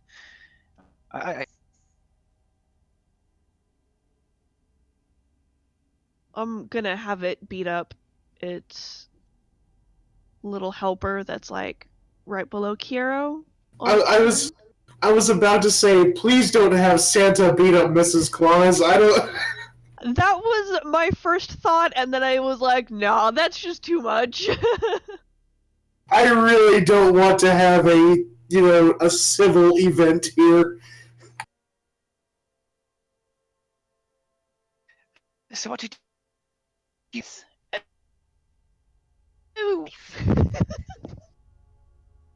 Okay, so what does Crown of Madness allow you to do? Alright. One humanoid of my choice that I can see within range must succeed on a wisdom saving throw or become charmed by me for the duration. While the target is charmed in this way, a twisted crown of jagged iron appears on its head and a madness glows in its eyes. The charmed target must use its action before moving on each of its turns to make a melee attack against a creature other than itself that you mentally choose. The target can act normally on its turn if you choose no creature or if none are within reach. On your subsequent turns, you must use your action to maintain control over the target or the spell ends.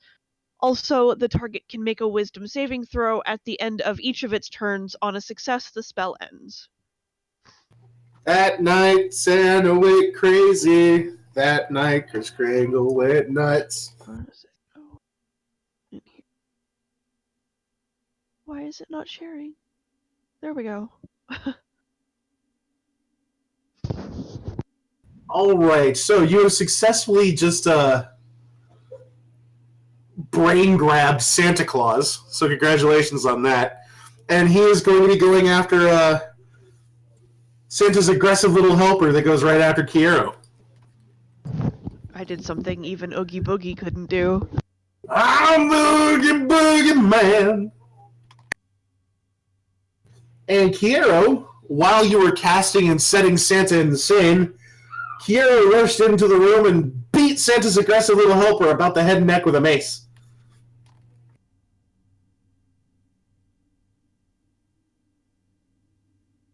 Alright, it is now Santa's turn. Well, no, it's Santa's aggressive little helper. He is going to go ahead and attempt to swat at Keiro. He actually has a serrated shillelagh that he's going to try to beat you with.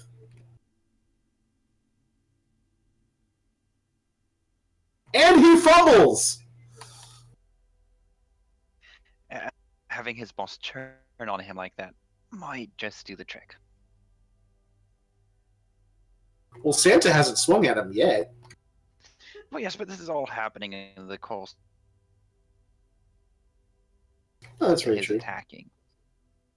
And, you know, the whole crown and mad eye roll thing might be doing its job as well. I can agree with Imagine that. Santa Claus with rabies, and that's what you got going on.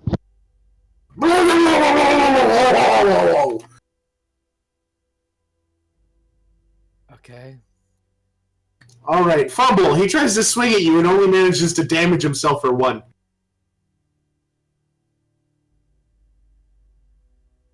So that's a thing.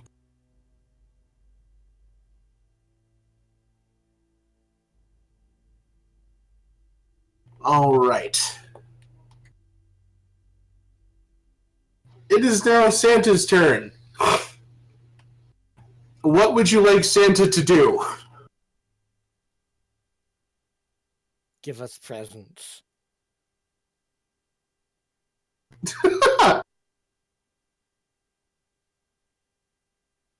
I'm Mr. White Christmas. I'm Mr. Snow.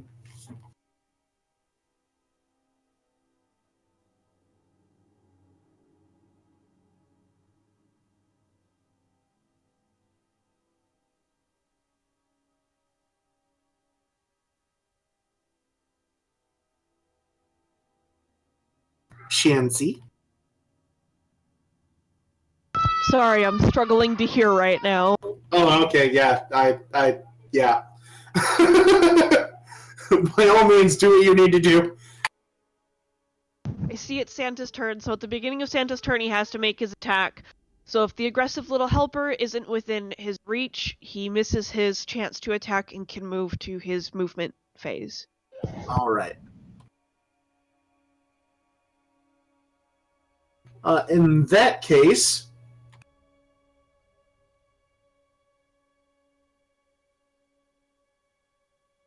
Santa is he's going to start waving his mitted hands, and with a very slow, very ominous ho ho ho, his form is going to begin to shift and elongate. And where there once was Santa Claus, there is now a rather large serpent.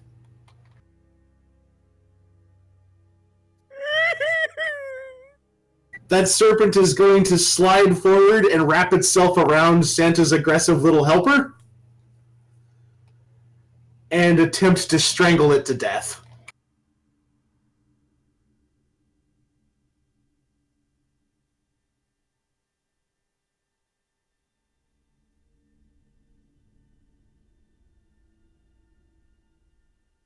And Santa's little helper is now grappled within Santa Claus Snake's body and cannot move.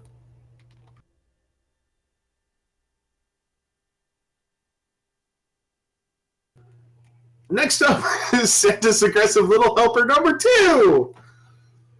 Let's see. Don't forget at the end of Santa's turn, he can try to make a will save. Oh, right. Well, I mean, it's fun, but I gotta be honest. Let's see here. Will save. Will is based on wisdom or charisma, whichever is higher. So it's just a straight d20 roll. Does a 1 pass?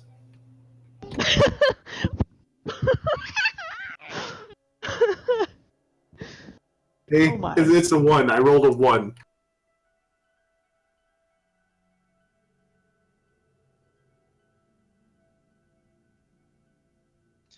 By most standards of most games I've played in, a 1 is not, regardless of the check.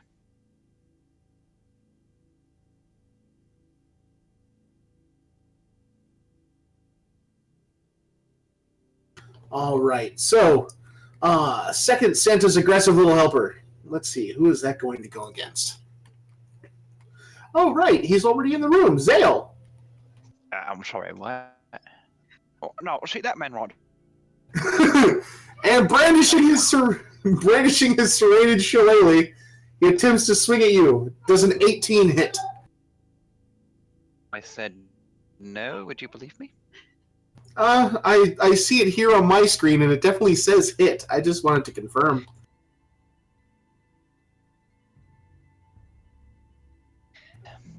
Giving you the option for reflexive actions if you happen to have them. Unfortunately, that charm was my last spell for this rest. Ah, okay. Then that's a no. Here comes the damage. And Zale takes 6 slashing damage. Oh, no, that was not nice. We are no longer friends. I'm not taking you out to drink anymore. Well, Eggnog for you. You get your opportunity to strike back as it is your turn. Fortunately, Zale is still holding both of his blades. His attack action 8 sneak damage on the building. Yeah.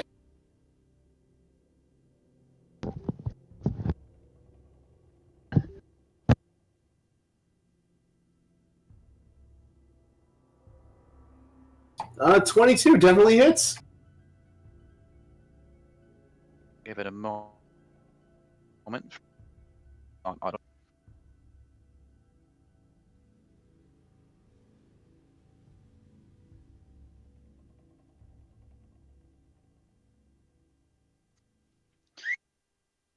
My to have finished from my abilities list, but I will use the damage. It is Okay. for overcoming.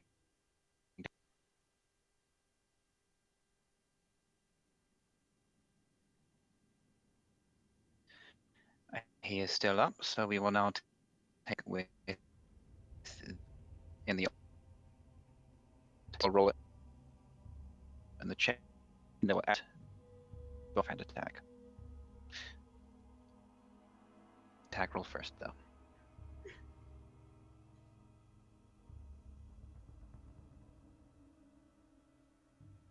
All right. Shadow Blade does hit. Okay, re-roll that, or will the 9 do? 9 will do. As you slash with both your corporeal and incorporeal weapons, you cut down Santa's aggressive little helper. Yeah, see. Now when you don't, kidding. And say, that be did it? Don't. Never mind.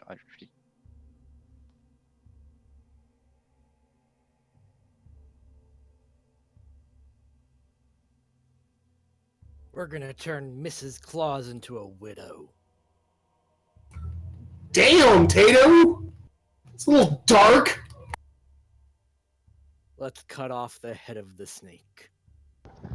I have Santa Claus under my control. Why don't you maybe kill ones that aren't under my control first?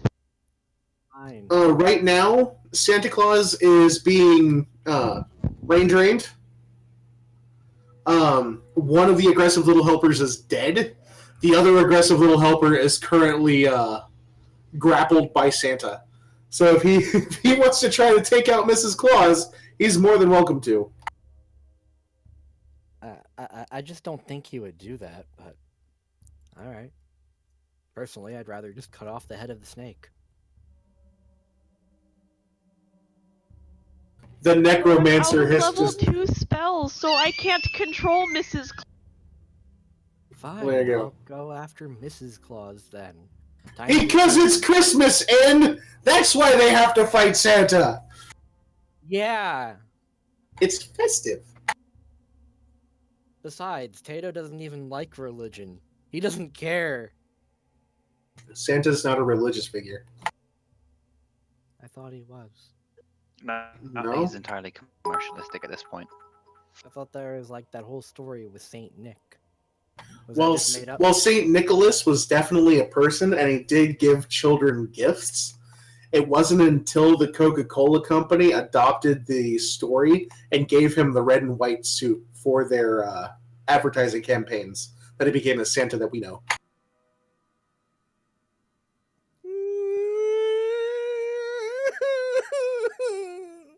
And that, my friends, is the sound of a childhood shattering.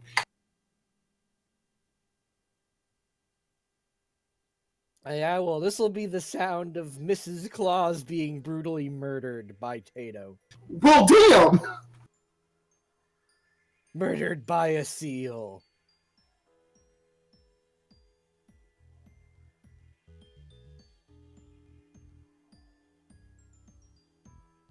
Does an 11 and a 12 hit? Yes. Really? What armor are these people wearing? Then again, They're mages. They didn't put on their mage armor, I guess.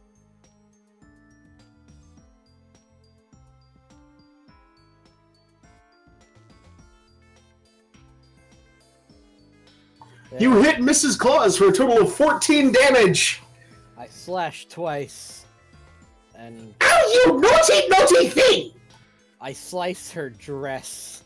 It's like shredded up. Oh my. I don't know.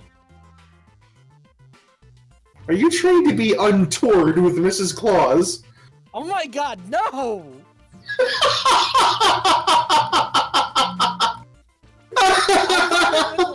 I thought it would piss her off. Like, she's wearing a nice dress, and it's like ruined now? Come on!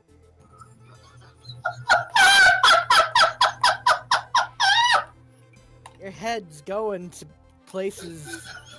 It's going to dark places. It's just fun doing that to you. Very, very valid question. Lady Divine Knight Tayto rolls to attack, ends up seducing her instead. What is it with you and trying to pair me with old women? That was Lady Divine Knight, not me! Yeah, Lady Divine Knight is also the one that gave you the pink fuzzy handcuffs, if I remember right. She is! Ah. At least you didn't have anything to do with the Minotaur grandmother that I woke up with. Well...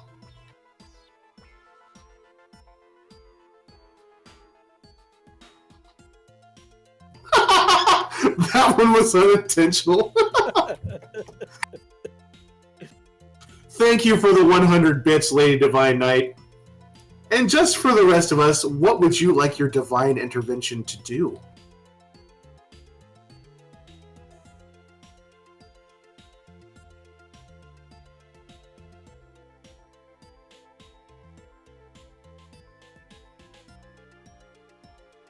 What I want? Alright, so as Santa continues to squeeze the aggressive little helper within his coils,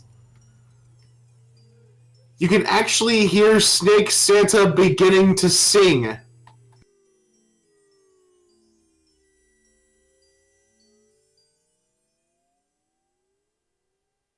It's actually kind of creepy. He begins to sing the Snow Miser song. In a slightly creepy, lispy snake voice. I'm Mr. White Christmas. I'm Mr. Snow. No, you're Mr. Snake. Like, Tayto, like, cuts him off. No, you're a snake. He turns and glares at you, his eyes a blank white from being mind-controlled. I'm Mr. Snow Miser. I'm Mr. 10 Below.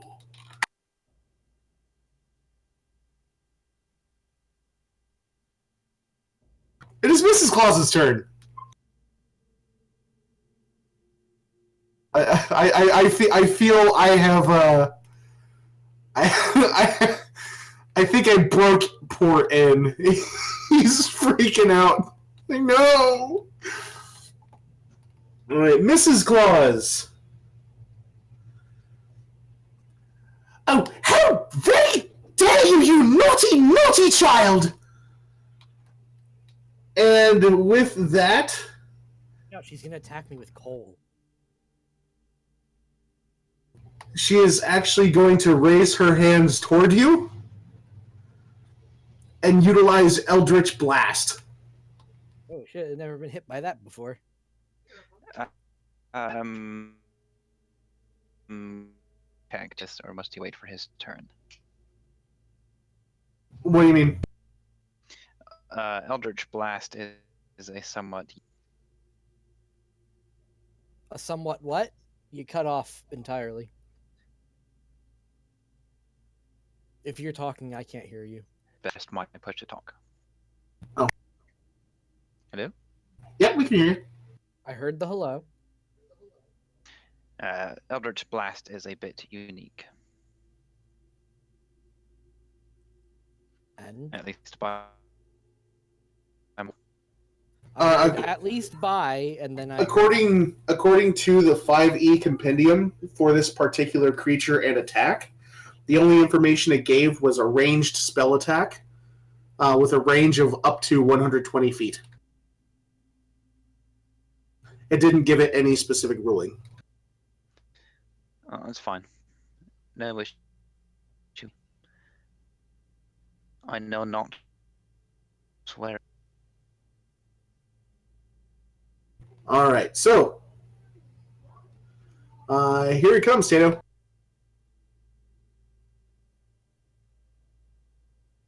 Oh, it's only a 7. That does not hit my AC. After seeing the Eldritch Blast being cast by Zale so much, Tayto recognized when it's going to be cast and moved away from it before it even let loose. You managed to dodge the last second as a beam of pure force damage lances by your head. Hold still so I can punish you properly, boy! Is she Mrs. Claus or is she a nun? Neither. She's definitely Mrs. Claus, but slightly tweaked. Shinzi, it's your turn. They're just insane mages who think they're Christmas magic. But really, they're just creeps in dresses. Actually, that's most mages.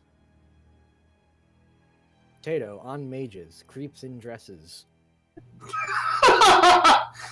2017. All right, Shinzi, it is your turn.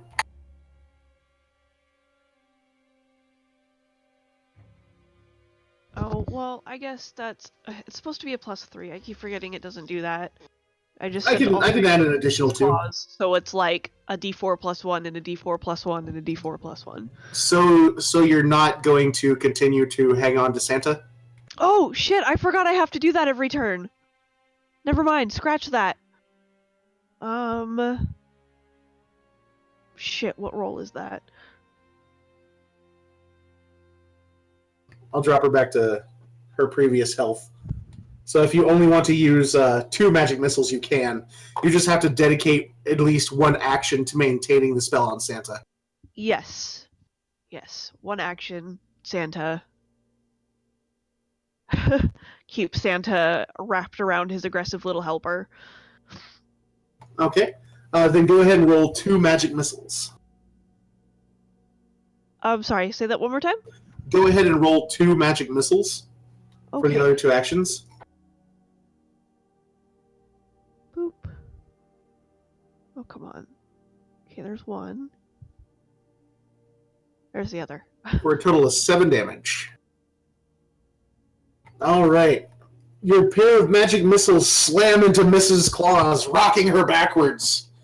I can see there's other naughty children as well. And Tato's like, to be honest, we completely vaporized the other one. Keiro runs up to Santa Claus, who's currently wrapped around one of the aggressive little helpers as a snake, and he's trying to beat on the aggressive little helper with his mace. Unfortunately, he did miss.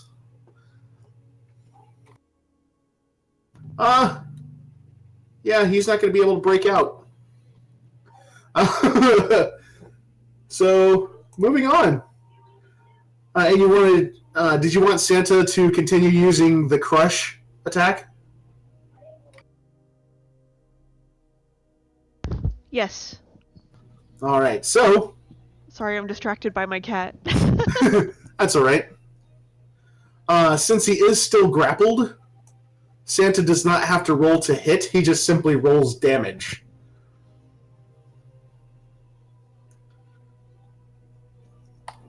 I'm Mr. Heat Blister. I'm Mr. Sun.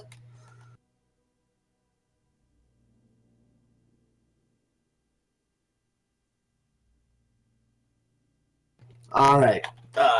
So after Santa gets all creepy, it is Zale's turn. Okay, so Zale will begin its message clicking with advantage, which is not named Bilbo. It is the just to note. Okay.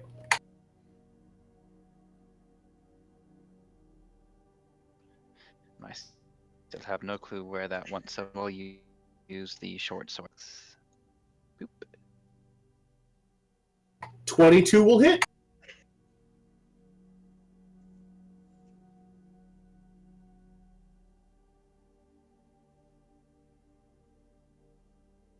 All right, and 8 damage from that, and another 4. Given that Shadow Blade against the same target. Sorry, Drakezian. Posting links will get you a 5-second timeout. Let me see if I can grab it for you.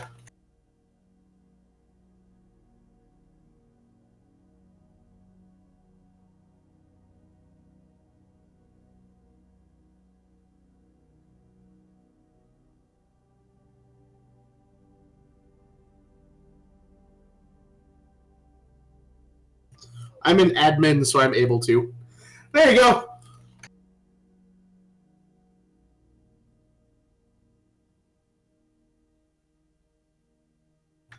All right. So, Zale. And a critical with the Shadow Blade. How many criticals Yes, are you two gonna I would love roll? a magic.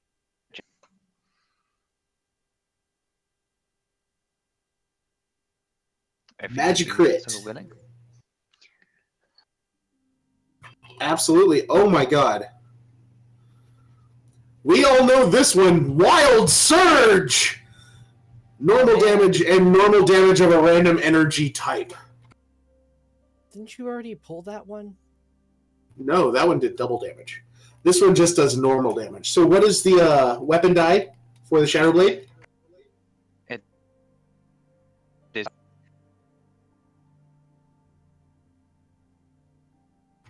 Once more? 2d8 psychic. All right. So it's definitely going to be 16 damage. Give me a d10 roll to see what type of damage. And with psychic necrotic damage, you hit Mrs. Claus for 16 points. Shenzi squeals. She grips her head as this black ichor begins to ooze from her eye sockets. Is she blinded? Mrs. Claus falls over dead. Oh, never mind. She did. Is a blade.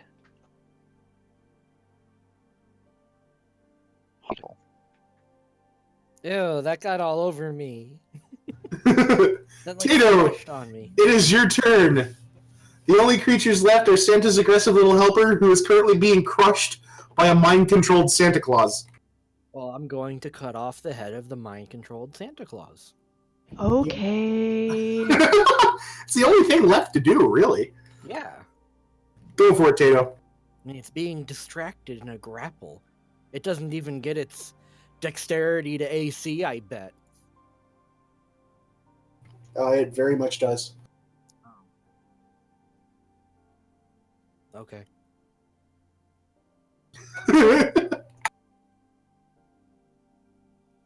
So, go ahead. Yes. That is a hit.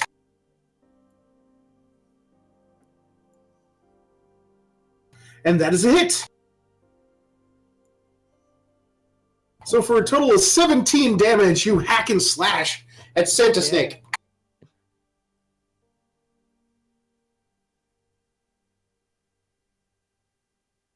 Is there anything else you'd like to do? No? Okay. Shenzi, your turn! Nope.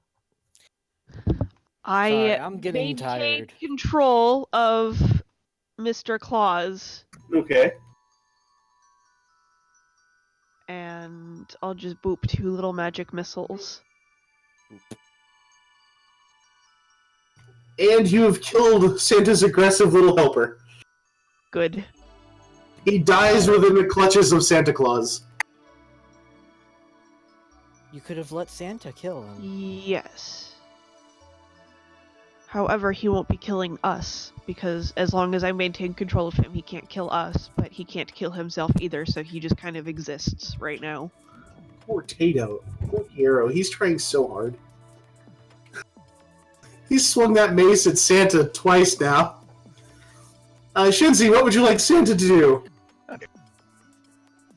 He still hasn't quite recovered from the idea of the necromancer healing him. Is he still like a snake right now? Yes. Shenzi, you can just have him lay down and I could coup de grace. I don't think it's quite that level of control. She can direct it. Yeah, that unfortunately, that's all I can do.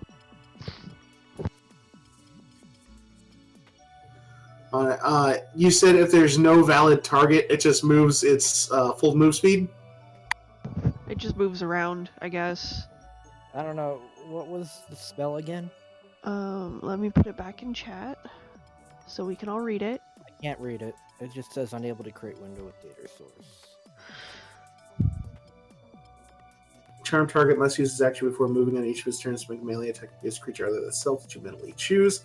Target can act normally on its turn if you choose no creature or number are within reach. It doesn't really say. It just says it behaves normally. So if it behaves normally, then wouldn't Okay. it be attacking us? No. She has to choose a target for it. If she does not choose a target, it behaves as though there are no targets. They'll. Wait, there's a bird thing like that. I would have attacked that. Yeah, you can tell it to do that, Shinzi. If I send it after Rook, will that make it easier for Tayto to hit him?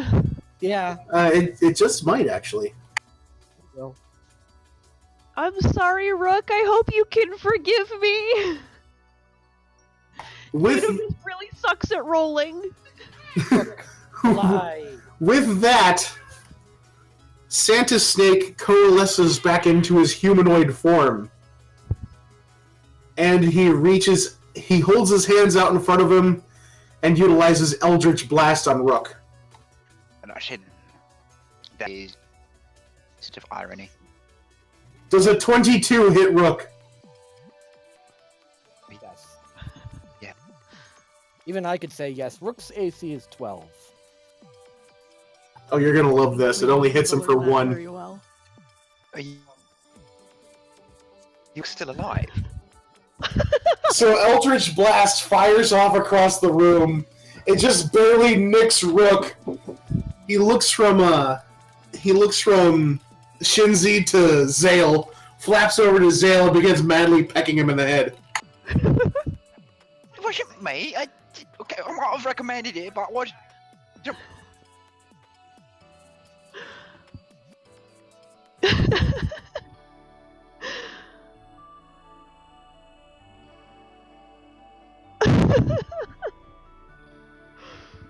Alright, with that, Santa now rolls to see if he's still maddened by the Crown of Madness. I'm surprised that the Crown of Madness worked on him in the first place. He must have rolled very roll to resist it.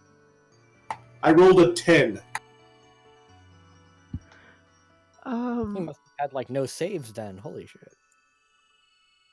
And what is it against? I forget. It's against your spell DC. Oh, I don't even know what that is. What is it? Actions. It doesn't even. Oh, 13. Yeah, he failed.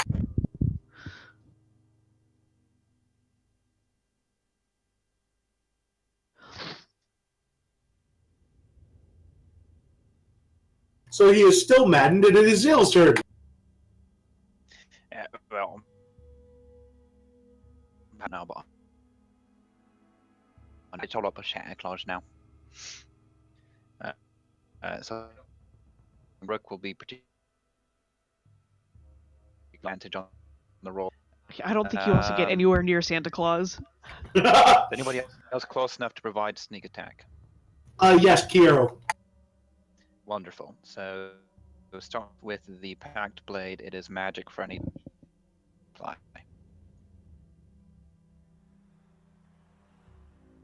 A 15 hits. Okay. Again, using for this, but it should Poke. Poke. Poop, poop. It's kind of Zale's fighting. I mean, he's all.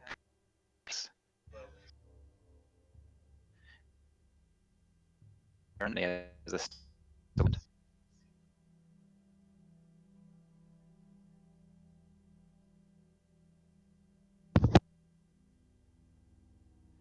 Sorry, I got some dinner in front of me. I was having a few bites. 15 hits on the second attack.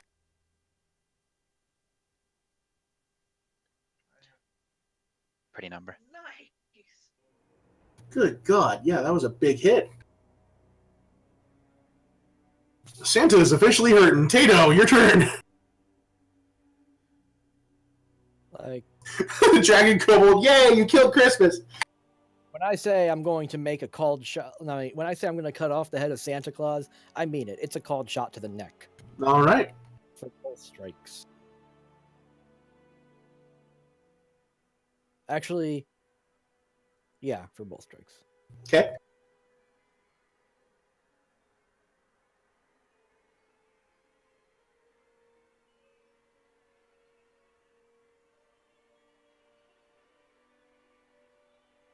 Both 17 and a 22. called strikes land. All right. Wait, I thought only the short sword would land since it's a rolled 17. Oh yeah, the short sword lands. Sorry. The small print makes it look like you have a pair of 17s, which is weird now because 17 plus 5 is not 17. No, 17 plus 5 is 22. And yeah, the scimitar hits. The short sword finds its mark with your called shot. Now, what would piercing damage do to the neck? We'll find out, won't we?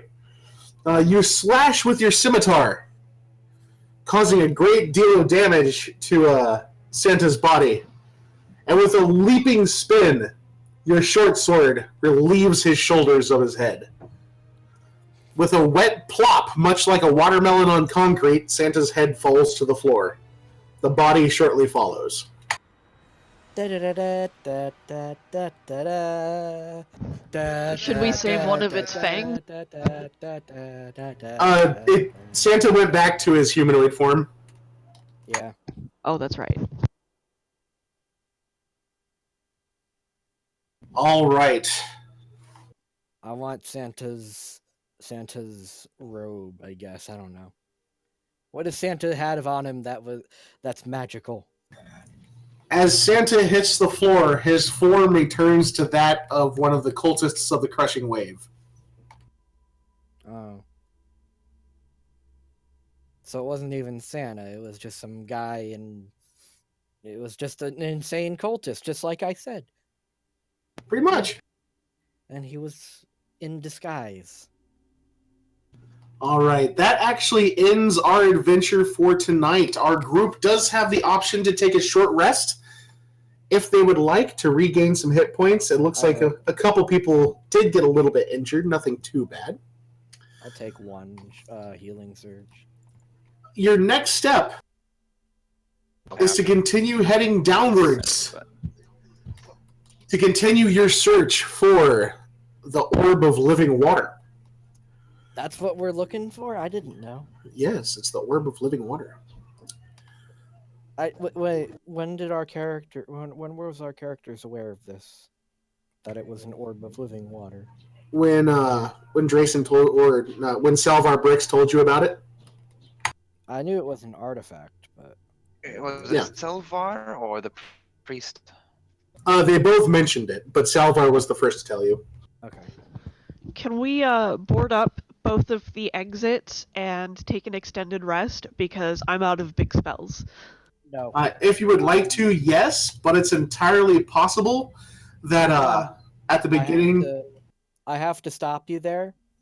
And I'll tell you why. Because you said the last session when we first entered this dungeon, that we cannot take an extended rest in this dungeon.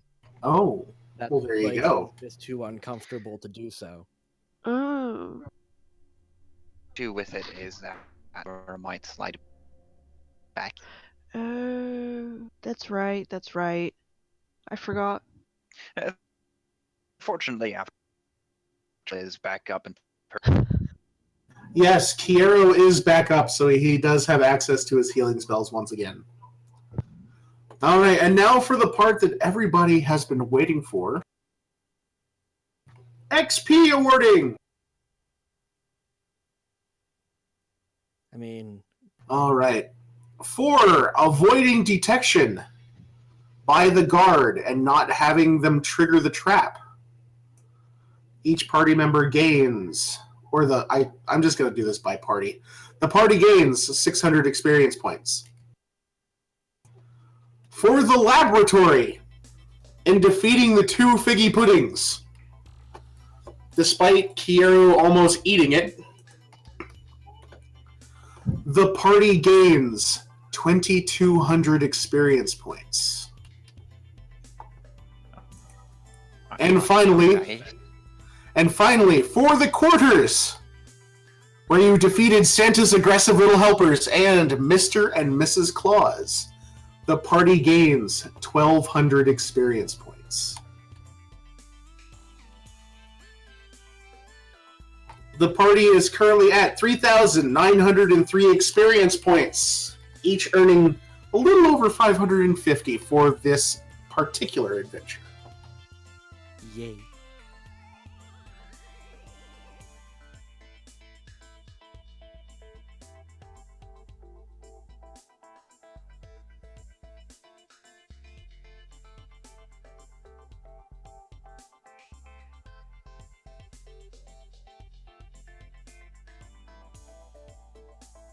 That was good, Figgy Puddin'.